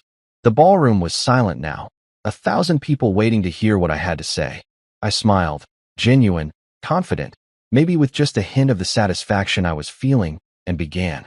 2 years ago, I said, my voice carrying easily through the excellent sound system, I was told I wasn't good enough to sit in first class. Pause. Let that land. So I built my own airline instead. The laughter started, surprised, delighted, the kind of laughter that comes from people who appreciate a good underdog story. The applause built again, this time with energy, with enthusiasm. I could see Bella frantically trying to dab at the wine stain on her dress with a napkin. Clara was frozen, staring at me like I was a ghost who'd just materialized at her dinner table. Harold had his phone out, probably Googling my name right then and there, trying to figure out how he'd missed this. And I was just getting started. The keynote went exactly as planned. 20 minutes of vision, innovation, and carefully crafted sound bites that would make excellent quotes for the tech blogs covering the event. I talked about the future of aviation, about democratizing technology, about building something meaningful instead of just chasing profit margins. The audience ate it up, giving me a standing ovation that lasted long enough to feel genuinely gratifying rather than just polite. But the real show started after I stepped off that stage. The reception area had transformed into a networking frenzy, everyone wanting to shake my hand, exchange business cards, pitch me their ideas, or just be seen talking to me. It's funny how success makes you instantly more interesting to people who wouldn't have given you the time of day 2 years ago. I worked through the crowd with practiced efficiency, Sophie running interference when needed, until I saw Bella approaching. She moved cautiously, like she was approaching a wild animal that might bolt or attack. The wine stain on her dress had been mostly cleaned up, but you could still see the faint outline if you knew to look for it. Her expression was carefully neutral, probably practiced in the bathroom mirror before she built up the courage to come find me. Leo, she said, her voice smaller than I'd ever heard it. Why didn't you tell me? I smiled, keeping my tone pleasant, conversational, like we were discussing weekend plans instead of the complete demolition of her worldview. Because you would have told Clara. It was a simple statement of fact, and we both knew it was true. Bella couldn't keep a secret from her sister if her life depended on it. Everything was content for their group chat, fodder for their endless phone calls, material for their matching Instagram stories. Clara materialized beside her sister, apparently having decided that safety in numbers was the way to go. She was trying to maintain that superior smirk, but it kept faltering, like a mask that didn't quite fit anymore. You just got lucky, she said, but there was no conviction behind it. It sounded like something she felt obligated to say rather than something she actually believed. I took a sip of my champagne, the good stuff, not the cheap Prosecco they were serving at the general bars, and looked at her directly. Sure, Clara. Luck looks great with 120-hour work weeks, 3 years of 14-hour days, and building something from absolutely nothing. Super lucky. She didn't have a response to that. What could she say? That inheriting your lifestyle from your parents' money and marrying someone with a trust fund took just as much work? We both knew the truth. Harold appeared then, completing the dysfunctional family reunion. He looked older somehow, like the past hour had aged him. His usual bluster was gone, replaced by something that almost looked like humility, though I suspected it was actually just shock that hadn't fully processed yet. Leo, he said, and actually had the decency to sound somewhat ashamed. We underestimated you. Finally, someone was stating the obvious. I could have been gracious about it, could have accepted the half apology with humility and moved on like the bigger person. But you know what? I'd spent 2 years being the bigger person while they made me feel like I was 2 feet tall. No, I corrected, my voice calm but firm. You just overestimated yourselves. The words hung in the air between us, sharp and undeniable. This wasn't anger speaking. It was simple truth, delivered without malice, but without sugarcoating either. They'd built their entire sense of superiority on foundations that were never as solid as they thought, and now those foundations were crumbling in real time. It wasn't revenge that drove my words, not really. It was amusement. The pure, uncomplicated amusement of watching people who'd spent years mocking my ambition, now desperately wanting to be part of my success story. The same people who'd laughed at my projects, now wanted photos with me for their LinkedIn profiles, wanted to tell their friends they knew me back when, wanted to retroactively claim they'd always believed in me. A photographer from Forbes approached, asking if I'd pose for a quick shot. Harold immediately straightened his tie, Clara fixed her hair, and Bella moved closer to me. All three of them preparing to jump into the frame like this was a normal family photo opportunity. The photographer looked at me questioningly, and I gave him the slightest shake of my head. Just me, I said pleasantly. Thanks though. I walked away to take the photo, leaving the three of them standing there in their awkward cluster, finally understanding what it felt like to not be included, to be dismissed, to watch someone else's success from the outside looking in. And it felt absolutely perfect. Later that night, as the crowd thinned and guests mingled over their third or fourth drinks, Bella found me one last time. The desperation in her eyes was almost painful to watch, like she was realizing in real time just how badly she'd miscalculated everything. I was wrong, she said, her voice cracking slightly. You were always destined for more. I see that now. I looked at her, really looked at her, and felt nothing. No anger, no vindication, just a calm, settled emptiness where our relationship used to be. I know, I said simply. I just didn't realize you weren't coming along for the flight. She blinked, processing. You're still bitter? No, Bella. I'm upgraded. The word hung between us, carrying more weight than she probably understood. I wasn't talking about seat assignments anymore. I was talking about my entire life, my perspective, my standards. I'd upgraded everything, and she was still stuck on the tarmac wondering what happened. Clara whispered something to Harold nearby, her voice carrying just enough for me to hear. Is he serious? Harold muttered back, looking defeated, deadly. Sophie approached with perfect timing. Your jet's ready for departure, sir. This time, nobody laughed. Back aboard the jet, the cabin lights dimmed to a comfortable glow. Grant saluted as I settled into my seat. Back to LA, sir? I looked out at the Manhattan skyline, the city lights twinkling like a million tiny stars scattered across the darkness. Back to peace. As the engines powered up and we lifted off, climbing smoothly through the night sky, I thought about that morning at Terminal 3. The laughter, the mockery, the casual cruelty of people who'd convinced themselves they were better than me. And then the moment, that beautiful, perfect moment, when they realized they'd been wrong the entire time. I sipped my espresso, watching the city shrink beneath us, and smiled at my own reflection in the window. Some people measure success by ticket class, I said quietly to myself.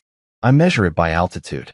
Outside, the jet soared through the clouds, smooth, quiet, untouchable.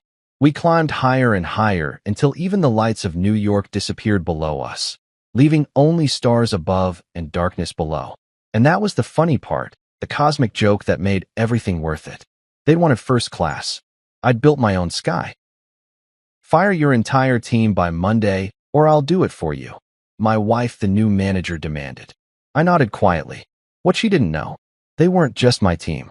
Monday morning, when the board walked in, her face went white because I should have known the evening was headed straight for the corporate version of hell. The second Monica placed a manila folder beside my plate like it was the main course. The way she slid it across the table, slow, deliberate, with that CEO smirk that could curdle milk, told me dinner wasn't about the food. It was about execution. My execution, specifically. We were having grilled salmon, roasted asparagus, and marital tension. You could have cut it with a butter knife and still had leftovers. Monica took a sip of her wine, crossed one leg over the other, and said in her boardroom calm voice, Fire your entire team by Monday, or I'll do it for you. Now, for the record, I've heard some messed up dinner conversations in my life. Once, Her cousin announced she was quitting her job to sell crystals to dogs. Another time, her dad told me my handshake was soft, like an indecisive pancake. But this was a new category of awkward. I nodded, the polite version of fainting. Right? Okay. That was the sound of a man trying to keep his soul from sprinting out the back door. Inside, I was doing mental yoga. Deep breaths. Don't flip the table. Don't remind her I hired half those people because she said, you should find passionate, creative types. Don't ask how she became a self-appointed efficiency czar for the company we both technically worked for. Me in operations, her in strategic transformation, which, by the way, is corporate code for I make PowerPoints about firing people. Monica forked another piece of salmon, blissfully unaware she'd just launched a small emotional grenade. You've been too sentimental, she said. You treat your team like a family. Yeah, I muttered. Crazy concept. Humans being treated like humans. She ignored the sarcasm, which, honestly, should be listed as one of her core skills. They're not performing at optimal capacity, she continued. You can't save everyone. Efficiency is leadership. I stared at the folder like it was radioactive. And firing 8 people before Monday makes me efficient. She dabbed her lips with a napkin, perfectly calm. Decisive, she corrected. It makes you decisive. I wanted to tell her decisive was ordering fries instead of a salad, not throwing your entire department into unemployment, but I kept that thought in my internal memo. My marriage had already survived 2 home renovations and 1 joint Google Calendar. I wasn't sure it could survive sarcasm about her new title. Still, I tried. Mon, these people aren't dead weight. They're the reason we didn't get sued last quarter when that fire alarm turned into a small volcano. She didn't even blink. Then they've served their purpose. Served their purpose. Like they were old printer cartridges. My fork clinked against the plate. She didn't flinch. The woman had the emotional range of a granite countertop. I looked at her across the table. The perfectly symmetrical hair, the designer blouse that probably cost more than Marco's car. And I thought, this is what happens when you marry a woman who reads business books for fun. I'll need confirmation by Sunday, she added casually, sipping her Pinot like it was communion wine. I smiled. Or at least my face made a shape similar to smiling. Sure, I said. I'll think about it. But we both knew I wouldn't. The rest of dinner was silence. Not the peaceful kind, like a Sunday morning with pancakes and soft jazz, but the kind that hums like a fluorescent light in a bad office. After dessert, or what would have been dessert if anyone still had an appetite, I cleared the plates. She opened her laptop at the table, because of course she did. Don't stay up late overthinking it, she said, already typing. You'll feel better once it's done. Yeah, just like how people feel better after dental surgery. I walked into the living room, loosened my tie, and stared at the city lights bleeding through the blinds. I could see our office building from here, 30 floors of glass, ambition, and unpaid overtime. Somewhere in that glowing box were the people she wanted me to fire. People who'd stuck with me through the messiest projects, broken code, late nights, and malfunctioning coffee machines that smelled like despair. They weren't just my team. They were the reason I still believed the company had a soul. Nina, the coder who listened to heavy metal while fixing bugs faster than most people could blink.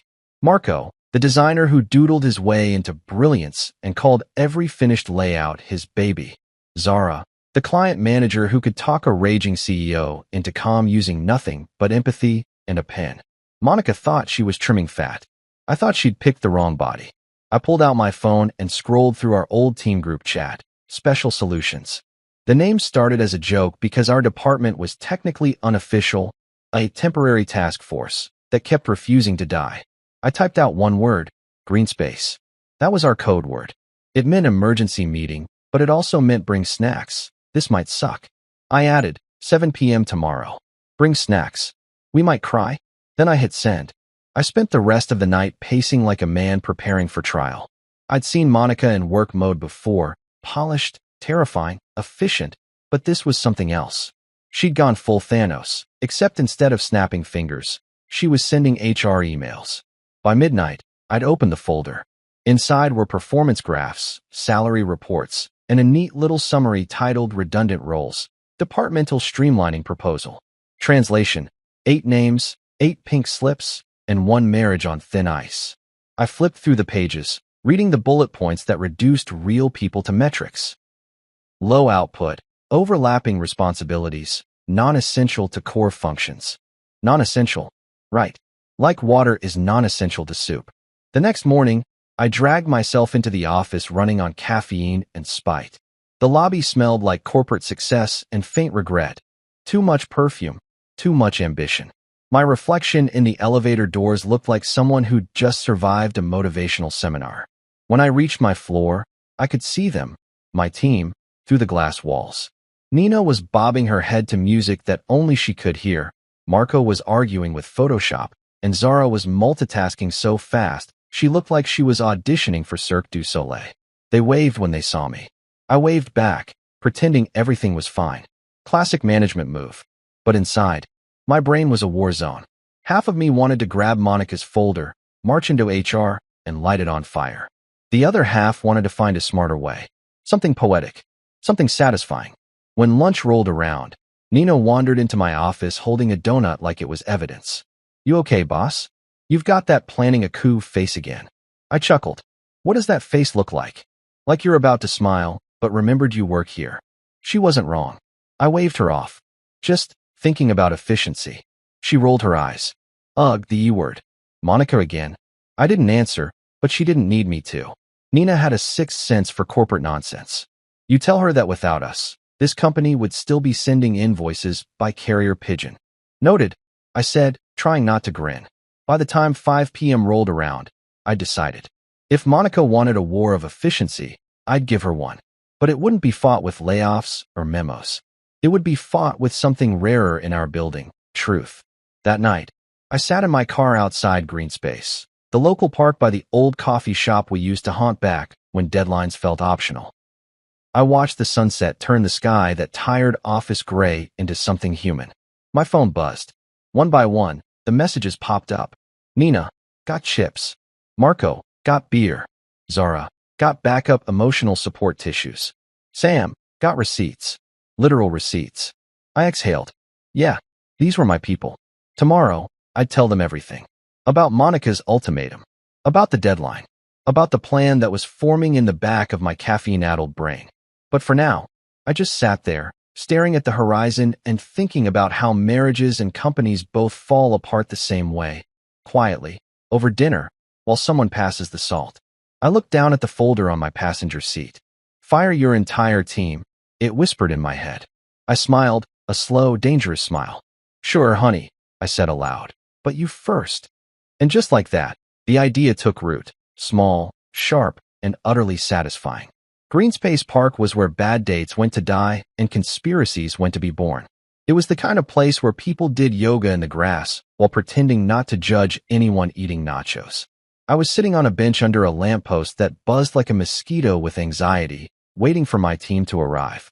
The irony wasn't lost on me. I was about to ask them to help me save their jobs by technically pretending to lose them.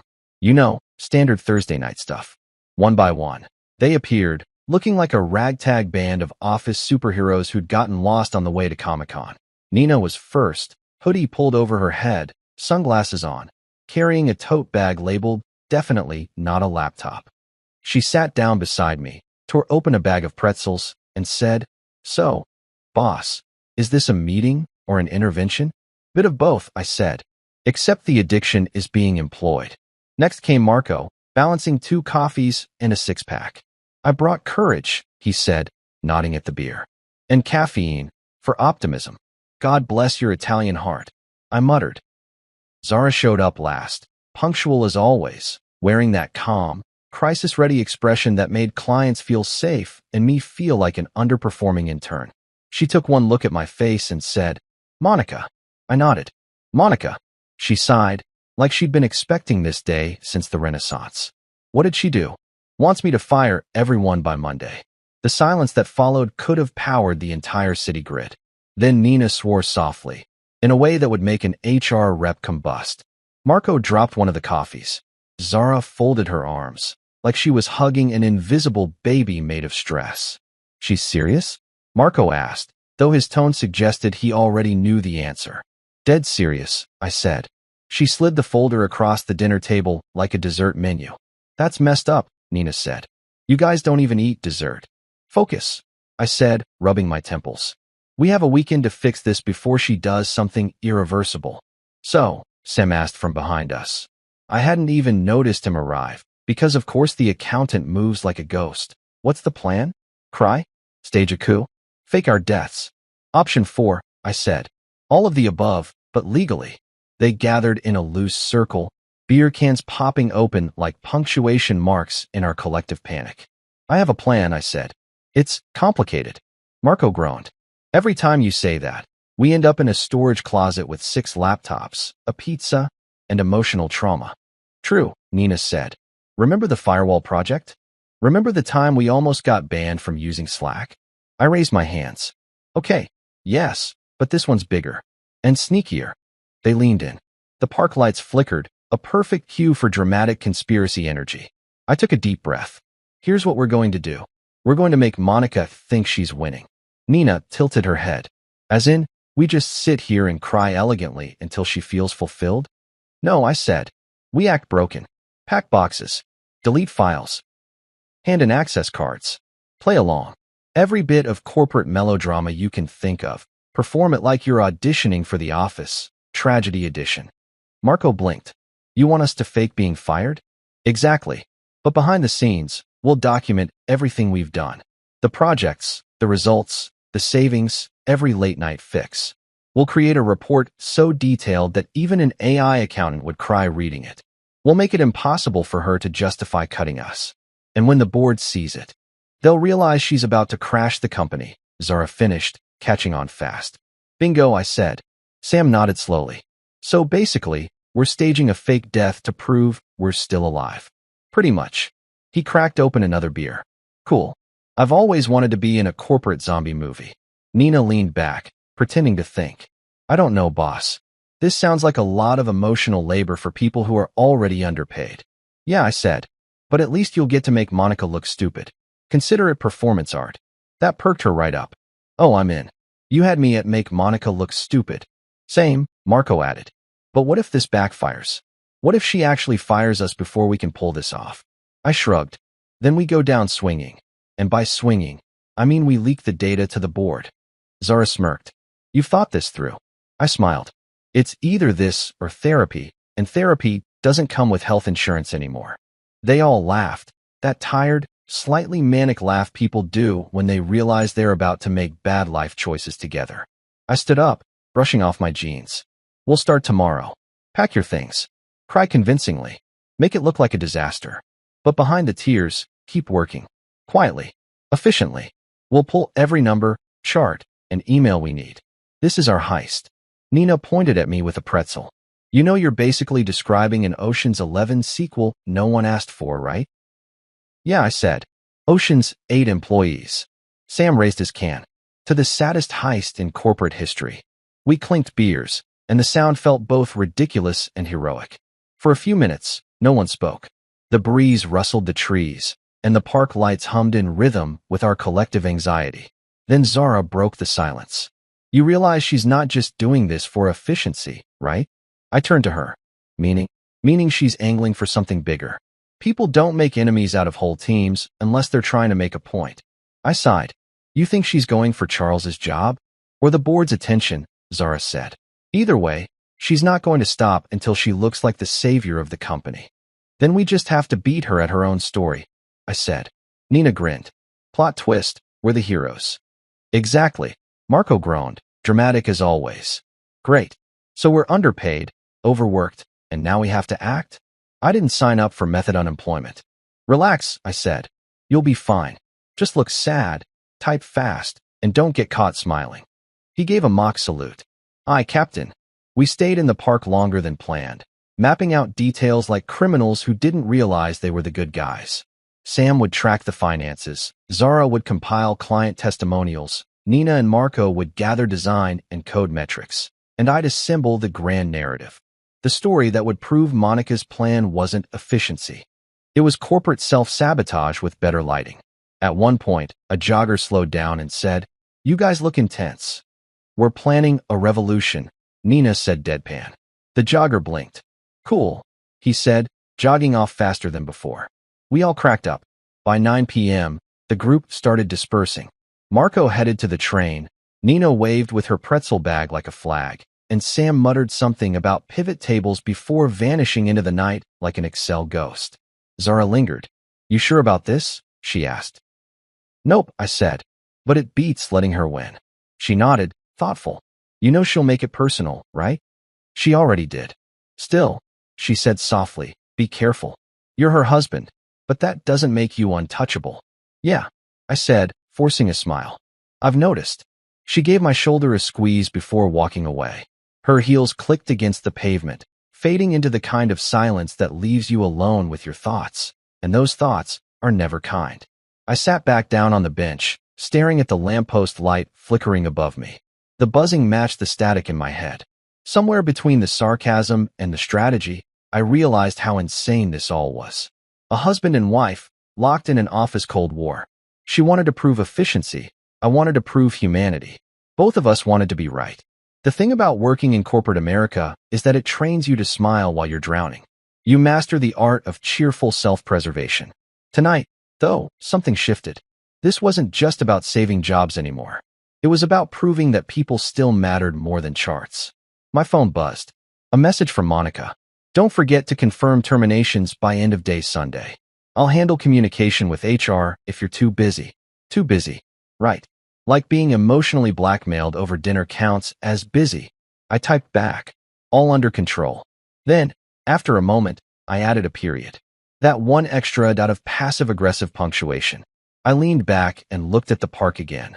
The benches, the trees, the flickering lights. And for the first time in weeks, I felt alive. Terrified, yes, but alive. We had a weekend to pull off the most ridiculous act of rebellion this company had ever seen. And maybe, just maybe, we'd remind everyone, including Monica, that efficiency means nothing without the people who make the damn system work. The night breeze carried the faint smell of popcorn from a nearby vendor. I bought a bag, sat back down, and toasted it to the invisible skyline. "To teams who don't go quietly," I said under my breath. And the lamppost buzzed back, like it agreed. If you told me 5 years ago that I'd become the invisible guy in my own company, I would have laughed, adjusted my tie, and asked if you needed coffee or therapy. But here we are. Somewhere between being the dependable dude with a color-coded calendar and the guy who fixes office problems no one else even sees, I became the ghost people accidentally email when they're talking trash about management. And somehow, I'm fine with that. See, invisibility is perks. You get to observe. And when you observe long enough in corporate America, you start to see patterns. Like who actually runs things. Spoiler. It's never the people in corner offices, or how meetings could have been emails but are instead emotional marathons with PowerPoint visuals. Back when I started, I was the organized one. You know the type. The guy who brings extra pens, knows where the coffee filters are, and remembers Brenda's cat's name because Brenda once cried during a quarterly review. People said things like, "You're so reliable," which is code for, "We're going to dump all our panic on you when this project explodes." Then came the quarter from hell. Charles, the CEO, had just fired half of middle management in a move he called lean restructuring. Lean my ass. We were so lean we could have fit inside a shoebox. The company was bleeding clients and morale faster than HR could schedule. Resilience workshops. Charles gathered the remaining staff and said the words that should be printed on every corporate tombstone. "We just need to work smarter." He looked at me, the invisible guy, and said, "You're good with systems. Fix it." "Fix what exactly?" I asked. He waved his hand. "All of it." "Oh, sure. Just all of it. No biggie." I could have said no. But I had that early career optimism where you think effort equals reward and loyalty equals security. Rookie mistake. Instead, I asked for a small team and an unused storage room because that's what you do when you're trying to fix chaos. You hide from it. He gave me both. Probably figured it was cheaper than a therapist. That's how Special Solutions started. 1 broken coffee maker, 2 flickering lights, and 8 people who were too stubborn to quit. Nina came first. She was an IT rebel who spoke fluent sarcasm and wrote code like she was exorcising demons. Her emails usually included at least one meme and ended with, "Please fix your own mistakes KTHX." HR didn't like her. I adored her. Then Marco showed up. Graphic designer. Dress shirts unbuttoned too low, confidence levels too high. The man could design an interface so intuitive it made you feel stupid for not thinking of it first. He once said, "Design is about emotion," which sounded pretentious, but then he fixed our entire client dashboard in 2 days, so we forgave him. Zara was the last to join. Client manager. Sweet voice, lethal memory. She could recall every angry client from the last 5 years like she kept them in a mental Rolodex. Her job was to calm people down before they called their lawyers. Honestly, she deserved hazard pay. We became the company's emergency plumbers, the people they called when something exploded, figuratively or literally. One time, the fire alarm malfunctioned and sprayed foam instead of sound. We fixed it. Another time, the new software release deleted customer payment histories. We rebuilt it from backups. Every crisis had our fingerprints on the solution. But we didn't brag. That's the thing about quiet workers. We build, others get the credit. Which is fine until someone like Monica shows up. Now, back then, Monica wasn't the efficiency czar. She was just my girlfriend who occasionally wore blazers for fun. She worked at another firm, all finance and strategy, and our biggest argument was about which coffee shop had the superior cold brew. When she joined our company a few years later, I thought it'd be cool. Married power couple, same workplace, same dreams. I even pictured us high-fiving in the hallway after saving the company from disaster. You know, corporate romance with spreadsheets. Instead, what I got was a masterclass in stealth survival. When Monica started her efficiency crusade, I didn't panic. I figured she'd poke around, trim some budgets, maybe eliminate that weird middle layer of people whose entire job is replying all. But no, she went full Marie Kondo on human beings. At first, I tried to reason with her. Hey, babe, maybe don't call my department redundant in front of HR. She'd smile sweetly and say, "It's not personal, darling. It's strategic." That's when I knew I was dealing with two Monicas. The one who kissed me goodnight, and the one who plotted staffing reductions like a Bond villain with a spreadsheet fetish. So, I learned stealth. If she was going to live in the spotlight, I'd master the shadows. If she wanted numbers, I'd show results that numbers couldn't argue with. And I'd do it quietly. Invisibility training. Day 1. Stop talking in meetings. Just listen. Let the executives argue over buzzwords like synergy and growth trajectory. Meanwhile, you take notes on what they actually need, not what they say they need. Then you solve it before they notice. Day 2. Make yourself boring. Unthreatening. Wear neutral shirts. Smile politely. Be forgettable. People don't target what they don't see. By month 6, I perfected the art. My team and I existed in the blind spot of the company. We fixed, we built, we prevented disasters, and every once in a while, someone upstairs would say, "Didn't we already solve that issue?" Yep, we did. You're welcome. Charles knew what we were worth. That's why he left us alone. He wasn't the touchy-feely type, but he understood value, and we were quietly printing it. Still, success doesn't stay invisible forever. One Tuesday, Charles called me into his office, a place that smelled like expensive pens and quiet dread. He gestured for me to sit, looking over a pile of reports like he was reading tarot cards. "Your team," he said, "has saved us more money than our sales division made last quarter." I blinked. "Is that good or bad?" He smirked. "Depends who you ask." He leaned forward. "I'm promoting you to operations manager. You'll have a bigger budget, more oversight, and, unfortunately, more meetings." "Meetings," I said. "The corporate afterlife." He laughed. "Keep doing what you're doing, but from a higher chair." I walked out feeling 10 feet tall. Then I made the rookie mistake of telling Monica. That's when things got complicated. Monica congratulated me with champagne and a smile sharp enough to cut glass. "That's wonderful," she said. "Now we can finally work closer." Closer. That word aged poorly. Within a few months, she'd been promoted too, head of efficiency and strategic realignment. I'm not saying she lobbied for it, but let's just say she advised Charles a lot on what the company needed. Our marriage turned into a merger. Meetings about meetings, shared Google Docs, and dinner conversations that felt like performance reviews. She'd say things like, "We need to improve synergy between departments." And I'd say, "We need to improve synergy between us." She didn't laugh. Our house filled up with buzzwords. Optimization, lean methodology, cross-functionality. I swear one night I woke up to her mumbling quarterly deliverables in her sleep. And through it all, I stayed invisible. Not because I wanted to, but because it kept me alive. Whenever she started digging into departmental performance, I'd subtly redirect her. You should look at marketing, I'd say. They love efficiency reports. She'd nod, dive into marketing like a shark, and I'd have a few weeks of peace. It became a dance. Her audits, my evasions. Her spreadsheets, my countermetrics. And weirdly, it worked. We balanced each other. Her spotlight, my shadows. Until recently. Until the dinner. That night at Greenspace Park, when I told my team about the ultimatum, I realized how deep this invisible guy thing had gone. They trusted me because I'd always been the calm in the storm, the one who saw the chaos but never flinched. But I also realized I'd built a system that depended entirely on staying unseen. And now Monica had dragged me right into the light. She wanted me to fire the people who made me invisible in the first place. The same people who fixed problems so fast management forgot they existed. And that wasn't just cruel. It was stupid. See, companies don't survive on leadership speeches. They survive on the quiet folks, the coders, designers, communicators, and accountants who show up every day, solve problems, and get zero credit. The invisible ones. I thought about all the years of late-night fixes, pizza-fueled weekends, and quick updates that turned into 10-hour marathons. About how my team and I kept this company alive without fanfare or fame. And suddenly, I wasn't just angry. I was motivated. If Monica wanted to expose us, fine. I'd let her. But she'd regret thinking visibility equals control.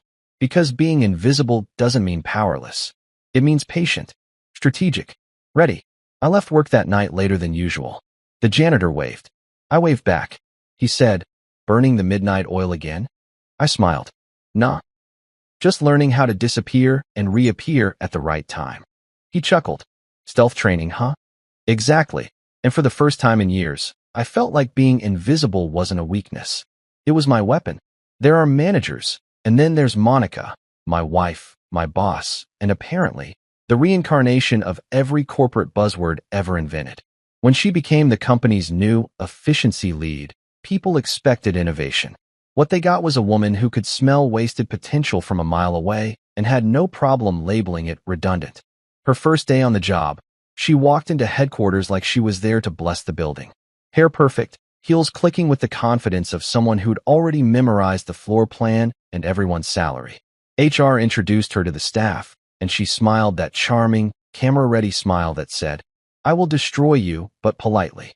Efficiency, she began, standing at the front of the conference room like she was about to announce a war strategy, is a muscle. Everyone nodded, pretending to understand. I sat in the back, coffee in hand, wondering if she knew she'd just declared herself the corporate gym trainer from hell. Then she added, "And I'm here to make sure we flex it." I nearly choked on my coffee. When you're married to someone like Monica, you learn to read her like a stock chart. Small uptick, she's proud. Sudden drop, she's furious. That first week, the line was climbing fast. She'd printed new posters with motivational quotes like, "Trim the excess, keep the best." You know, like a hedge trimmer slogan, but with fonts that screamed PowerPoint enthusiasm. To her, numbers were people, and people were just line items that talked too much. She didn't visit our department, of course. We worked 2 floors below her in what used to be a storage space, and Monica didn't do storage spaces. Her natural habitat was the executive wing. Bright lights, scented air diffusers, and enough glass to reflect her own confidence from 12 different angles. She reviewed reports through her tablet like a judge reading guilty verdicts. If a department had more than 3 employees or used words like collaboration or process time, she flagged it for assessment. Translation, someone was getting the axe before lunch. I remember overhearing her in a meeting one day. The wall was thin enough that her voice carried down the hall. "There's too much overlap in operations," she said. "We need to cut inefficiency by 30% this quarter." Someone, probably an intern, asked timidly, "Won't that affect productivity?" Monica laughed softly, like a queen amused by peasantry. "Not if you do it right." That's when I realized she didn't think in faces. She thought in figures. At home, it wasn't much different. Dinner became debriefing sessions. "Charles wants a presentation by Friday," she'd say, stabbing her salad like it owed her money. "Half these departments can't justify their existence." I'd sip my wine and mutter, We're all just living on borrowed Excel sheets. She'd glance up, half smiling. Don't be dramatic, darling. You know I'm doing what's necessary. Necessary. Another word that had lost all meaning in our marriage. The woman I'd fallen in love with. The one who used to text me pictures of sunsets and send dumb memes at midnight, was now more fascinated by fiscal quarters than human emotion. She didn't notice that our date nights had turned into performance reviews. One night, she brought her tablet to bed. I swear, that thing was the third person in our relationship. The glow of the screen illuminated her face as she scrolled through yet another department analysis. Do you ever stop working? I asked. She smiled without looking away. Do you ever stop worrying? Not when I'm married to an efficiency expert. Then I'm doing my job, she said, tapping away like she was filing my complaint in the cloud. At work, her influence spread fast. HR started using her phrases. We're optimizing workflows, they said, which meant firing people with better words. Departments were pitted against each other like gladiators in a spreadsheet coliseum. Everyone wanted to prove their worth before the next audit. She had this way of framing destruction as improvement. We're simplifying the structure, she'd say, flattening the hierarchy. Translation, she was chopping off rungs of the ladder, and no one knew if theirs was next. You know what's funny? She never once came down to our floor to actually meet the team she wanted to streamline. Not once. I told her, you might want to talk to them, get a sense of what we actually do. She gave me that patient, condescending smile reserved for husbands and interns. I've seen the data, love. I know what they do. No, she didn't. She knew what the graphs said. But graphs don't show the night Nina stayed until 3 a.m. debugging a system crash, or the morning Marco skipped his cousin's wedding to redesign the client portal. Graphs don't show Zara smoothing over angry clients with nothing but empathy and caffeine. Graphs don't bleed. The worst part? She wasn't wrong about some things. The company was bloated. There were people getting paid six figures to forward emails. But she couldn't see the difference between inefficiency and humanity. One day, I tried to show her. Mon, take a look at this, I said, pulling up a file on my laptop. Here's what my team's been handling behind the scenes. Client recovery, system optimization, hell, even the fire alarm fix. She skimmed it like someone reading the back of a cereal box. That's great, but none of this aligns with our new operational goals. Our goal, I said slowly, is to stay in business. She blinked. And we will, once we're leaner. Lean doesn't mean functional. I shot back. You can have a six-pack and still die of dehydration. She frowned, the kind of frown that meant, don't push me in public. So I didn't. But inside, I knew this was going to get ugly. Rumors started spreading. People whispered that Monica was building her empire, that she was the CEO's favorite new toy, that the wife of operations was quietly cutting her way to a promotion. Some said she had the board's ear. Others said she had their wallets. I tried not to listen. You don't want to believe the gossip when it's about your own spouse. But the signs were there. She had lunch with Charles twice in 1 week. She stayed late, reviewing metrics. And one day, she moved her office to the executive floor, citing workflow efficiency. I asked, workflow or view? She smiled. Both. It wasn't jealousy. It was suspicion. You could see it in the way she started treating me like an employee instead of a husband. Every conversation felt like a performance review. Every dinner like a KPI meeting. When she finally got around to our department, it wasn't to visit. It was to audit. She didn't even look around, didn't notice the worn-out desks or the patchy ceiling tiles we'd fixed ourselves. She just glanced at the reports and said, so this is Special Solutions. Cute name. Yeah, Nina said under her breath. Like calling a bomb squad Sparkle Patrol. Monica smiled that professional smile again. You've all done great work, but I think we've reached a point where automation can handle most of this. Marco blinked. Automation? You mean replacing us with software? If that's what efficiency requires, she said. Zara crossed her arms. And when the software breaks, should we just send it an apology email? Monica's eyes flicked toward me, sharp as glass. I can see why you like them, she said. They sound just like you.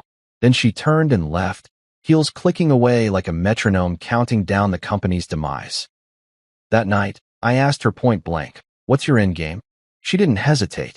To make this company the most efficient in the industry. At what cost? She looked up from her laptop, genuinely confused. What do you mean? I mean people. Morale. Trust.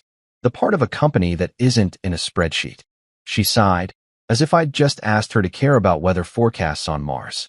You always make things emotional. It's business. It's our business, I said. Our team, our people. She tilted her head. Correction, it's my project. There it was. The quiet declaration of war. I stared at her for a long time, realizing that somewhere along the way, we'd switched sides. She thought I was sentimental. I thought she'd forgotten how to be human. And maybe we were both right. By the end of that week, everyone knew what was coming. Monica's audit report circulated like a death notice. Operational redundancies identified. That was us. Immediate restructuring recommended.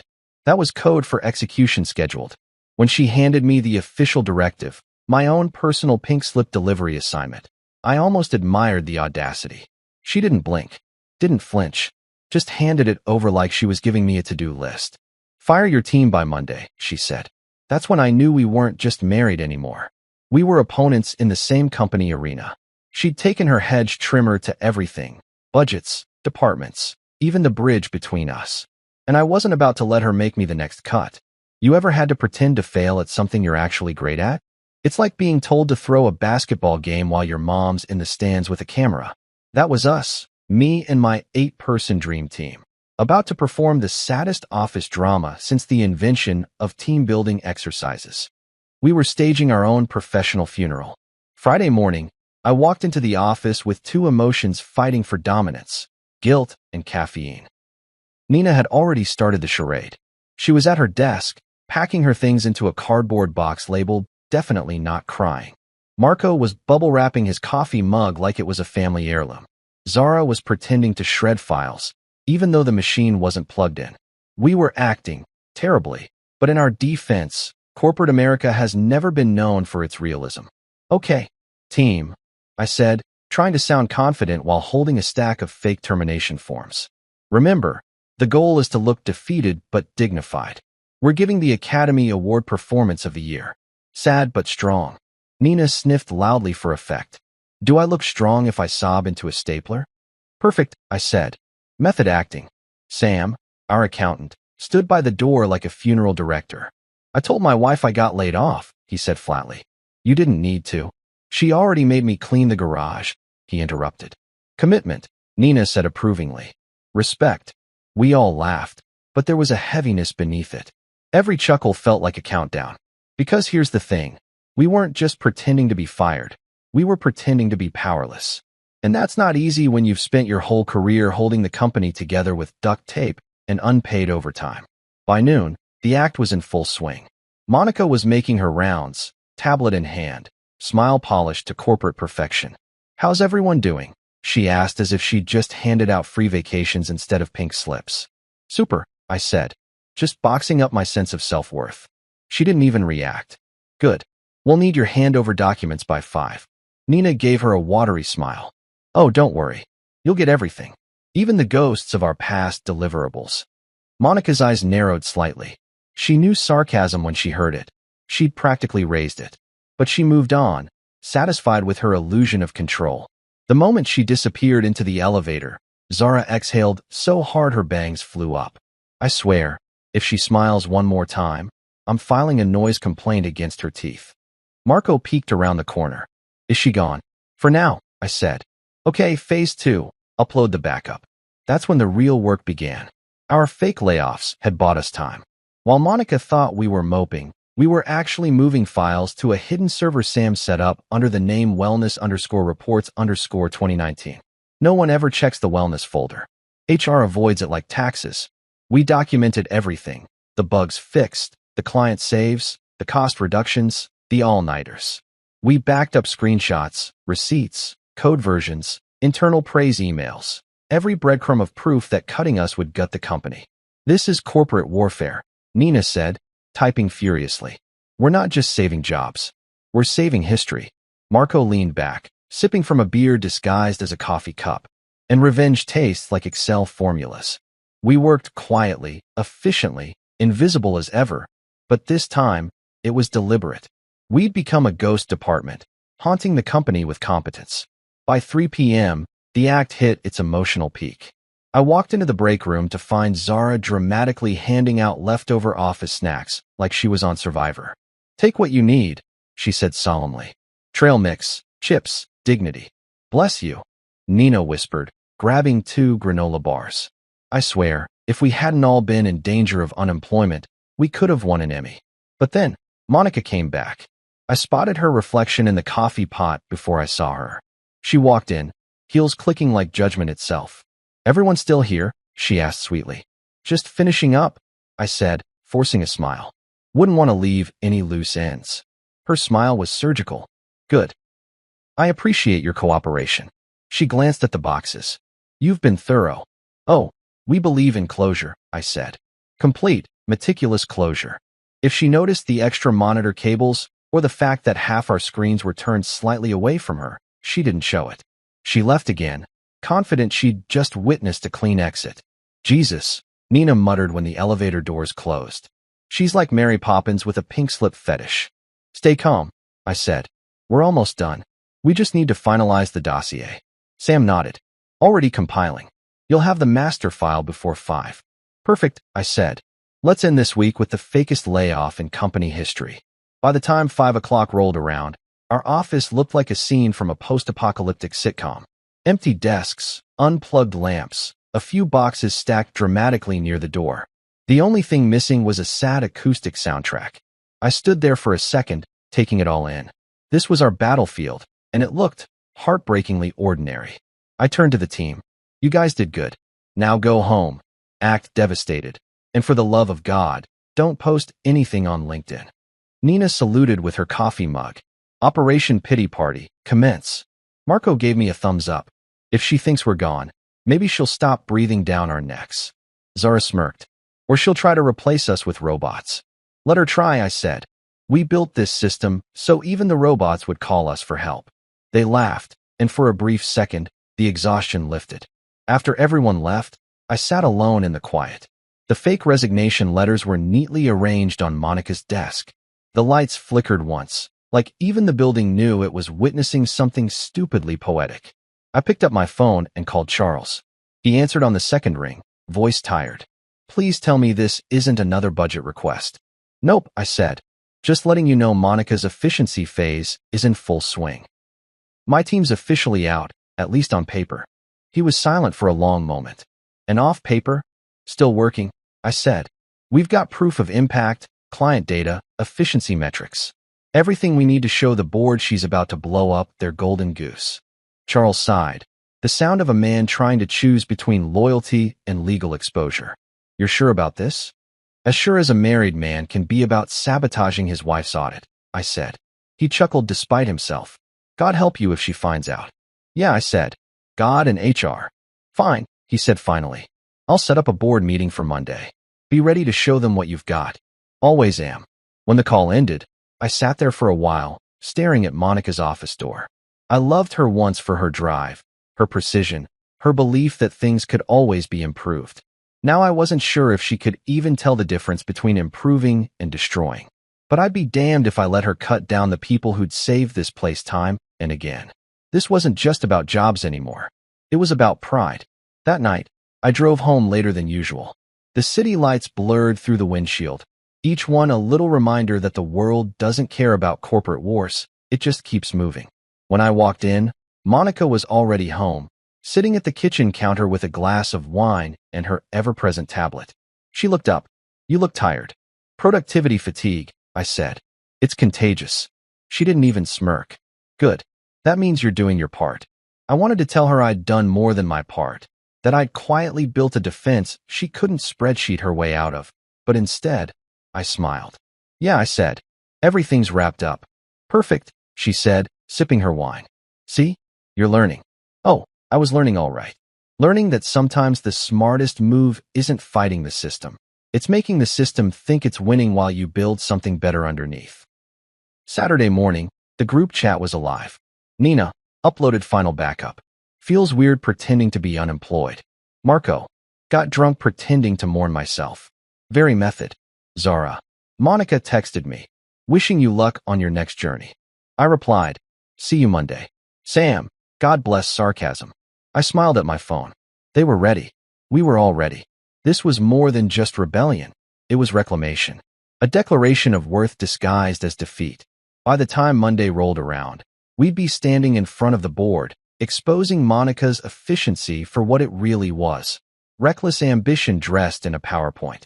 But for now, I leaned back on the couch, staring at the ceiling fan spinning lazily above me, and whispered to no one in particular, "Showtime." And for the first time all week, I didn't feel invisible. I felt dangerous.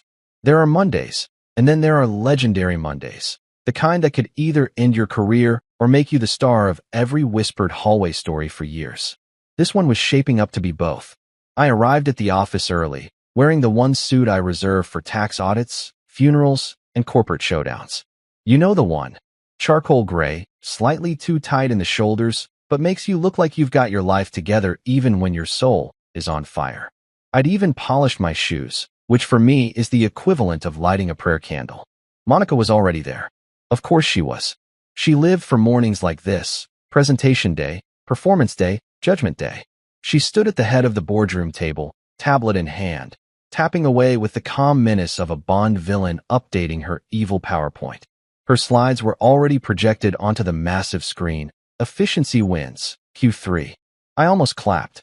It was like watching a magician set up her trick before you reveal where she hid the cards. I took my seat across from her. She gave me a polite nod. The kind reserved for someone you once loved, but now only tolerate because murder is frowned upon in the workplace. "Morning," she said sweetly. "Morning," I replied. "Nice slides. I can practically smell the PowerPoint ambition from here." She didn't even look up. You know what they say, good data speaks for itself. So does karma. Her jaw tightened. "Don't make this personal." "Wouldn't dream of it," I said, smiling like a man holding the detonator to his own survival. At exactly 9 a.m., the board members started filing in. You could always tell their status by what they carried. The newer ones clutched notepads like shields. The veterans walked in with nothing but coffee and cynicism. Charles, our CEO, came in last, his face the usual mix of exhaustion and quiet regret for every decision that had led him here. "Morning, everyone," he said. "Let's make it a quick one." Quick one. Classic CEO phrase. Translation: I've already tuned out, but I'll pretend to care for 45 minutes. Monica began her presentation like she was conducting a symphony of self-importance. Her voice was smooth, her tone controlled, and her laser pointer moved across the screen like it had a master's degree in smugness. "Over the last quarter," she began, "we've identified inefficiencies totaling $1.4 million in potential savings. Streamlining key departments will allow us to allocate resources to innovation." I swear she said innovation like it was a sacred word that cured diseases. I looked around the table. Most of the board nodded along, hypnotized by the bar charts and her flawless presentation cadence. She was good, dangerously good. She flipped to the next slide, which listed all the departments she'd optimized. Then she paused dramatically before landing on ours. "And this," she said, "is the Operations Special Solutions team. Their functions, while once essential, have now been automated or absorbed into other divisions." I could feel my pulse quicken. The betrayal was so polished it could have been a TED Talk. She continued, "Removing redundant roles will not only save costs, but simplify oversight and reporting." I resisted the urge to stand up and yell, "Lady, we're the reason you still have a company to oversimplify." Instead, I leaned back in my chair, waiting. When she finished her spiel, Charles nodded slowly. "Impressive work, Monica. I'll admit, this kind of analysis takes guts." She smiled modestly, like someone who just finished robbing a bank but wanted credit for the architecture. "Thank you. I believe efficiency is the key to growth." "That's one philosophy," I said. All eyes turned to me. Charles raised an eyebrow. "You've got something to add, I assume?" I smiled. "Just a small demonstration." Monica's polite smile froze. "Demonstration?" "Yeah," I said, standing up and straightening my tie. "Since we're talking about efficiency, I thought it'd be useful to see what it looks like when it actually works." The room went quiet. You could feel the shift, the energy of people who suddenly realized they might be witnessing something historic or career-ending. At precisely 9:15, the double doors opened. In walked my team. 8 people who'd supposedly been terminated, marching in with laptops, coffee, and the kind of smug confidence that comes from knowing you're about to ruin someone's narrative. The temperature in the room dropped 10 degrees. Mr. Rourke from the board actually blinked twice like his bifocals were lying to him. Weren't these folks fired? I said cheerfully. That was the rumor. Monica's smile had vanished completely. Her face was now a mix of confusion and dread, like someone who just realized the magician's assistant is holding the real saw. What is this? She asked, her voice tightening. This, I said, is the part where the truth interrupts your PowerPoint. I gestured for the team to take their seats along the wall. Allow me to reintroduce the Special Solutions team. Unofficially the group that's been keeping this company functional while the rest of us argue about synergy. The board looked interested now. Charles folded his arms, eyebrows raised. Go on. See, Monica's report here. Very impressive charts, by the way, mentions inefficiencies. But what it doesn't mention are the results those inefficiencies produced. I clicked my laptop, projecting our report onto the screen beside hers. Slide 1. Results you forgot existed. The first graph was simple, client retention rates over the last 2 years. When we took over, I said, our client satisfaction score was 62%. Now it's 93%. That's not magic. That's Nina, who fixed the CRM system when IT told us it was hopeless. Nina gave a small wave. Next slide, cost savings. We cut overhead by $740,000 by optimizing vendor contracts. Marco and Zara handled that. Marco leaned back, smug grin in full effect. You're welcome. And when our flagship app crashed last winter, guess who rebuilt the backend overnight? That's Sam and Eduardo. Sam shrugged. I had nothing better to do. Laughter rippled through the room. Monica's tablet froze mid-tap. And remember the time our entire security system nearly got us sued because of a compliance error? I asked. We fixed that too. Quietly. I paused, letting it sink in. So if efficiency means firing the people who save your company from disaster, maybe we should redefine the word. The silence that followed was so thick you could spread it on toast. Then, out of nowhere, Jerome, the old-school board member who looked like he'd been around since typewriters, spoke up. You fired the people who actually saved us. Monica tried to recover. It's not about individuals. It's about structure. Systems. Jerome cut her off. Systems don't work without people who give a damn. I couldn't have scripted it better myself. Charles leaned forward, steepling his fingers. So, let me get this straight. Monica, your report recommended eliminating the department responsible for the majority of operational savings in the past 2 years. She hesitated. That's a misinterpretation of the data. Or, I said, a selective reading of it. Her eyes darted toward me, a warning flicker. But the board wasn't looking at her anymore. They were looking at my team. The real story was unfolding, and for once, we weren't invisible. Ms. Park, one of the board's newer members, turned to Nina. You run the coding systems, right? Yes, Nina said, leaning forward. And I also volunteer at the company's coding camp for kids. That's where I met your daughter. Actually, she's got a great head for logic. Ms. Park blinked. Oh, you're that Nina. Nina grinned. The one and only. I didn't even need to say anything after that. Connections speak louder than data. One by one, my team became real to them. Faces, not numbers. The woman who calmed angry clients. The designer whose work boosted sales. The accountant who found missing funds. And just like that, Monica's entire efficiency argument started collapsing like a bad Jenga tower. When I wrapped up, I turned back to Charles. So that's where we stand. You can keep chasing spreadsheets, or you can keep the people who make the numbers mean something. Charles rubbed his chin, impressed but pretending not to be. You've made your point. Monica, desperate, tried to salvage what was left. Look, no one's denying the team's contributions, but restructuring was necessary. Mr. Lang, the quietest board member until now, interrupted. Efficiency without effectiveness is just a tidy failure. Oof, that one hit harder than coffee after an all-nighter. Monica froze, color draining from her face. I swear I saw her blink twice, calculating whether to double down or surrender. She chose neither. She just said, quietly, I'll revisit the data. Charles leaned back. You do that.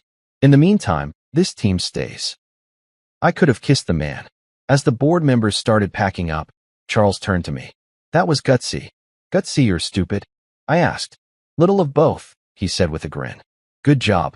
When the room finally emptied, Monica stood by the window, staring out at the skyline like she could fix it with sheer willpower. I walked over, hands in my pockets. You okay? She didn't look at me. You embarrassed me in front of the board. I defended my team. They're the same thing. I let out a dry laugh. And that's the problem, Mon. She turned to face me, eyes cold but glassy. You think you won something today? No, I said softly. I reminded them what winning actually looks like. For a moment, she said nothing. Then she picked up her tablet and walked out without another word. As the door closed, I exhaled for the first time in hours. The room still smelled faintly of tension and burnt ego. My team trickled in, waiting for my cue. Did we win? Marco asked. I grinned. We survived. That's better. Nina punched the air. Hell yeah, corporate survival mode. We all laughed, the sound echoing through the empty boardroom. It wasn't just relief, it was triumph. Because for once, we weren't invisible. And for the first time, Monica wasn't untouchable. They say silence after a storm feels peaceful, but that's a lie. It's not peace. It's the sound of everyone pretending they didn't just witness a train crash in business casual. The Monday boardroom meeting had ended with polite applause and quiet panic. The Special Solutions team was officially back from the dead. Monica's PowerPoint empire was crumbling, and I was suddenly the guy people whispered about in the hallway with phrases like, "Did you see that? And I thought they were married?" I walked out of that boardroom like I'd just defused a bomb with a butter knife. My heart was still thudding, my suit clinging to me like guilt, and the air felt thick enough to chew. My team followed behind me, all smirks and wide eyes. Nina whispered, "That was epic," while Marco said, "You looked like George Clooney if he worked in HR." I grinned, but I was too wired to enjoy it. The calm after chaos is never real calm. It's just the eye of the hurricane where you know the other side is waiting to smack you again. And that other side had a name, Monica. By the time I got to my office, she'd already left a note on my desk. No email, no Slack message, no "we need to talk." Just an old-fashioned handwritten note on company stationery. It read, "We need to discuss boundaries. Tonight. Boundaries. That's married people code for someone's about to cry or throw furniture." I sat there for a while, staring at the note like it might self-destruct. Zara popped her head in. You okay? Define okay. You survived a board meeting ambush and humiliated your wife in front of upper management. That's either heroic or suicidal. Probably both. I shrugged. Depends how dinner goes. She raised an eyebrow. You're still going home? It's either that or sleep in my car. And the car doesn't have Pinot Noir. Zara gave me a sympathetic smile. Well, if she kills you, we'll dedicate a coffee mug in your honor. Make sure it says, "He died doing the right thing," sort of. At home, the air was colder than the office AC. Monica was sitting on the couch, tablet in hand like it was a stress ball. She didn't look up when I walked in. I kicked off my shoes and stood there, feeling like a trespasser in my own living room. You embarrassed me, she said finally, her voice calm but sharp enough to shave ice. You almost dismantled my team, I said. She looked up, eyes dark. I did what was necessary. There's that word again, I said. Necessary. You keep using it like it's holy scripture. It is, she snapped. Someone has to make the hard decisions. I leaned against the wall. You're mistaking destruction for leadership. And you're mistaking sentiment for strategy. Sentiment keeps people showing up, I said. Strategy without heart is just a spreadsheet with a death wish. Her laugh was short, humorless. You always think you're so clever. You think the board will protect you now? You humiliated me. You made me look incompetent. I didn't make you look anything, I said evenly. You did that by trying to cut the people who actually hold this place together. For a second, I thought she might throw the tablet at me. Her jaw flexed. Her hands trembled just slightly. She rattled like a blender, fury and fear spinning together. Then she stood, smoothing her dress, regaining that mask of calm efficiency. I'll recover, she said quietly. I always do. That was the thing about Monica. She wasn't just ambitious. She was relentless. If she fell, she'd make sure someone else cushioned the landing. I know, I said. That's what scares me. She gave me a long, hard look. You think you've won something? No, I said. I just stopped losing. She turned away, grabbed her bag, and headed for the door. Don't wait up. I didn't. The next morning at work, you could feel it, the tension, the gossip, the electric hum of people pretending they weren't watching. The boardroom fallout had spread faster than a group chat leak. Charles called me into his office. He looked like a man who'd slept 4 hours and regretted every one of them. "So," he said, "hell of a show yesterday." "Sorry," I said. "Didn't mean to turn it into a reality episode." He smiled tiredly. "Don't apologize. The board loved it. You reminded them that we still have humans here, not just balance sheets." "Glad to hear it," I said. "But," he added, "Monica's not taking it well." "Yeah, I noticed. She's requested access to the full financial reports for your department. Claims she wants to understand the discrepancies." I raised an eyebrow. Translation: she's going hunting. Charles sighed. "I can't deny her act." "Let her have it," I told Sam. He raised an eyebrow. "You sure? She'll see the breadcrumbs." "That's the point," I said. "We're leaving her the trail." He smirked. "God, you're good at this." "I'm married to her," I said. "You learn defense mechanisms." Around 5, I decided to swing by her war room. The door was half open, lights spilling out onto the hallway like corporate stage lighting. She was hunched over her tablet, hair slightly out of place, rare for her, which meant she was stressed. "Long day?" I asked. She didn't look up. "I'm fine." "You look fine," I said, leaning against the doorframe. In the I'm about to delete someone's career kind of way. She sighed. "I just want answers." "To what?" "To why your department's numbers don't align with the projected cost reductions." "Maybe because my department doesn't rely on fantasy math." She glared up at me. "You think this is funny?" "A little," I said. "You're auditing your husband for revenge. That's sitcom gold." She stood, tablet clutched tight. "I'm not your enemy." "Then stop acting like one." For a split second, I saw something flicker behind her eyes. Hesitation, maybe guilt, but it was gone as fast as it came. She stepped closer, voice low. "You humiliated me. You made me look reckless in front of the people who decide our futures." I met her gaze. "No, Mon. You did that when you stopped listening to the people doing the work." She stared at me for a moment, then turned back to her files. "You'll regret this," she said quietly. I smiled. If I had $1 for every time I've heard that, I could retire. When I walked back to my office, Zara was waiting with 2 coffees. "How bad?" she asked. "She's digging," I said. "Deep. Should we worry?" "No," I said. "We've already set the trap. She just hasn't realized it yet." Zara raised her coffee in a toast.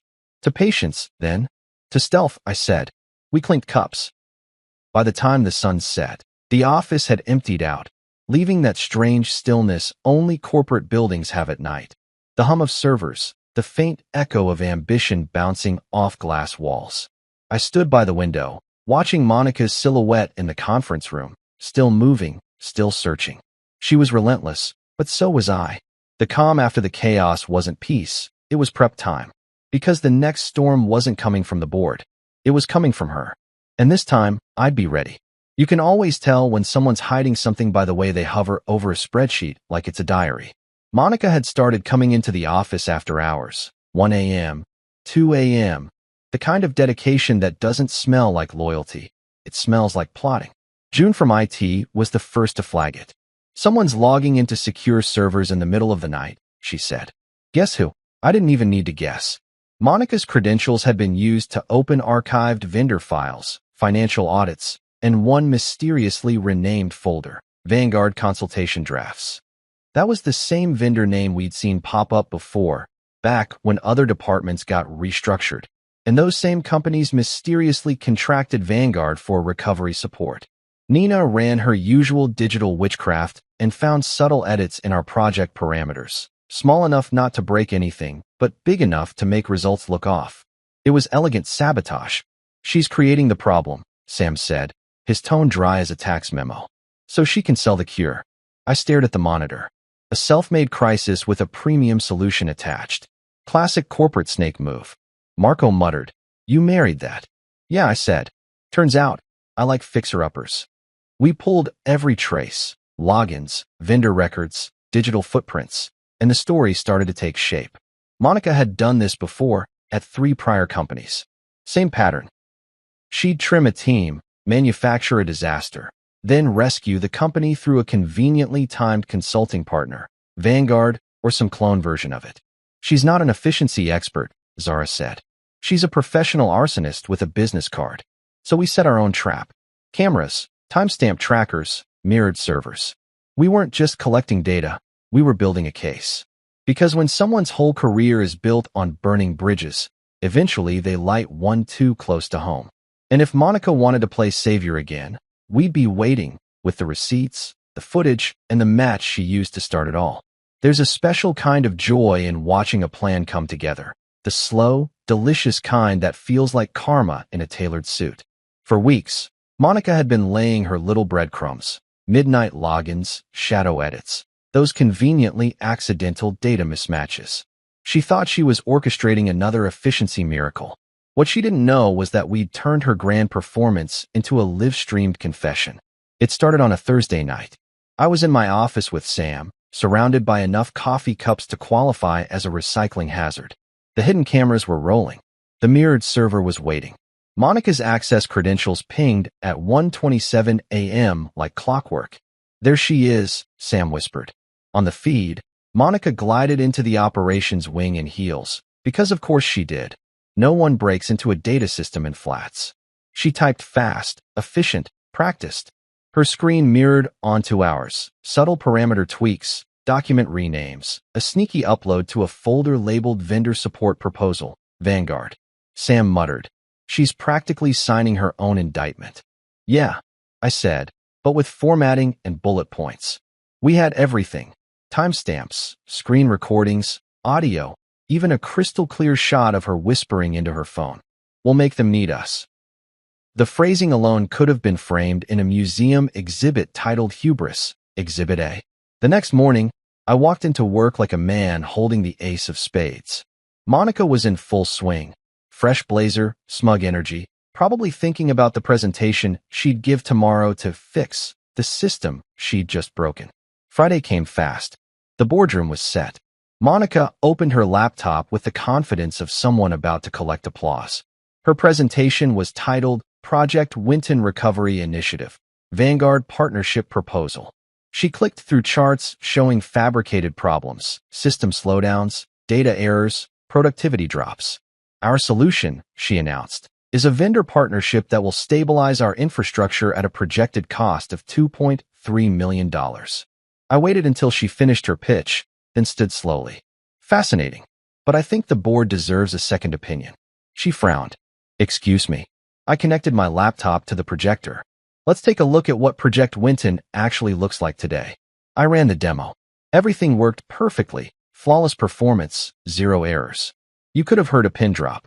Then I clicked to the next slide, footage of Monica, late at night, accessing the system, altering numbers, whispering to her mysterious partner. Gasps. Actual gasps. Charles's face went pale. Jerome muttered, "Good God." Monica froze, every ounce of corporate polish evaporating. This is taken out of context.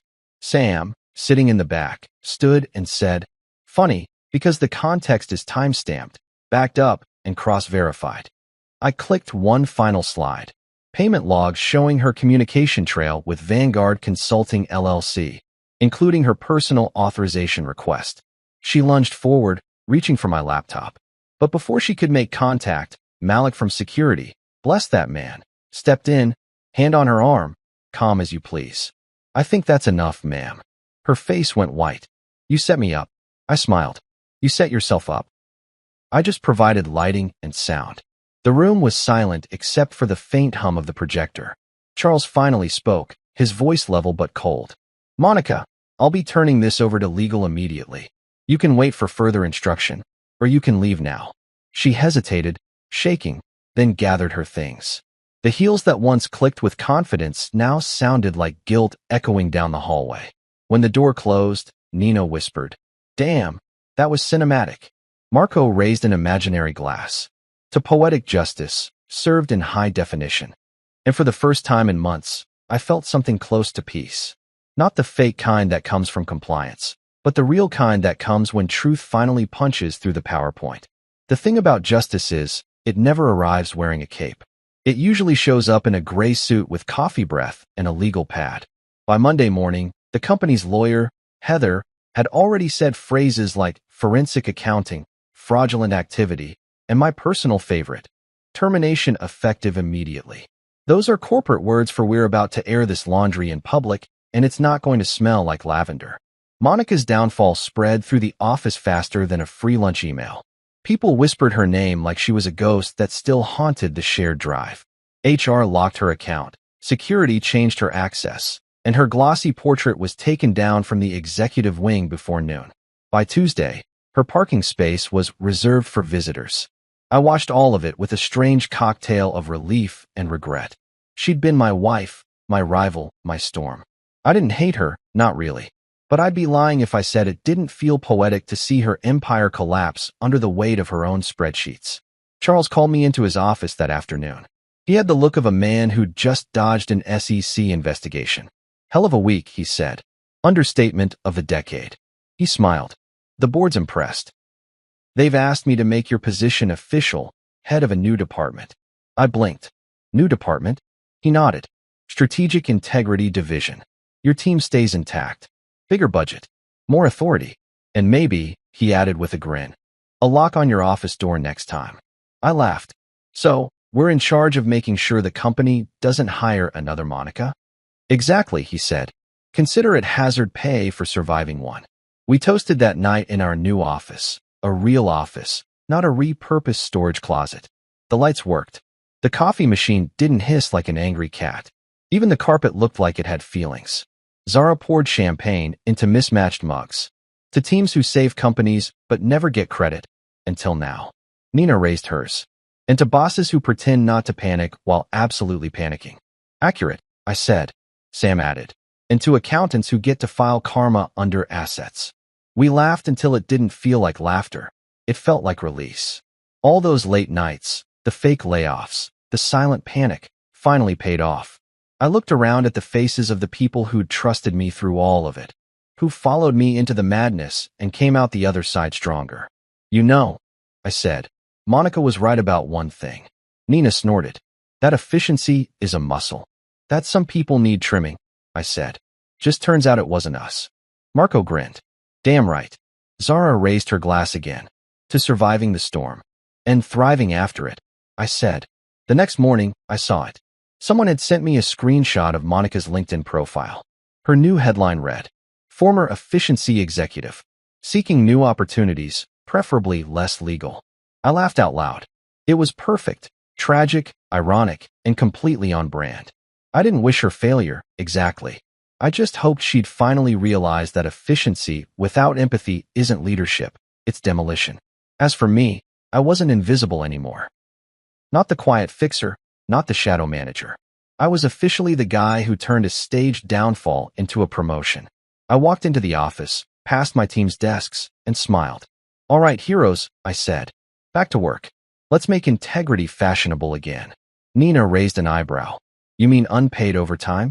Yeah, I said, smirking, but with better coffee. And as the laughter filled the room, I thought, this, right here, was what efficiency should look like. People who gave a damn, working together, without fear of being optimized out of existence. The storm was over. The calm was real this time. And for once, the spreadsheet told the truth.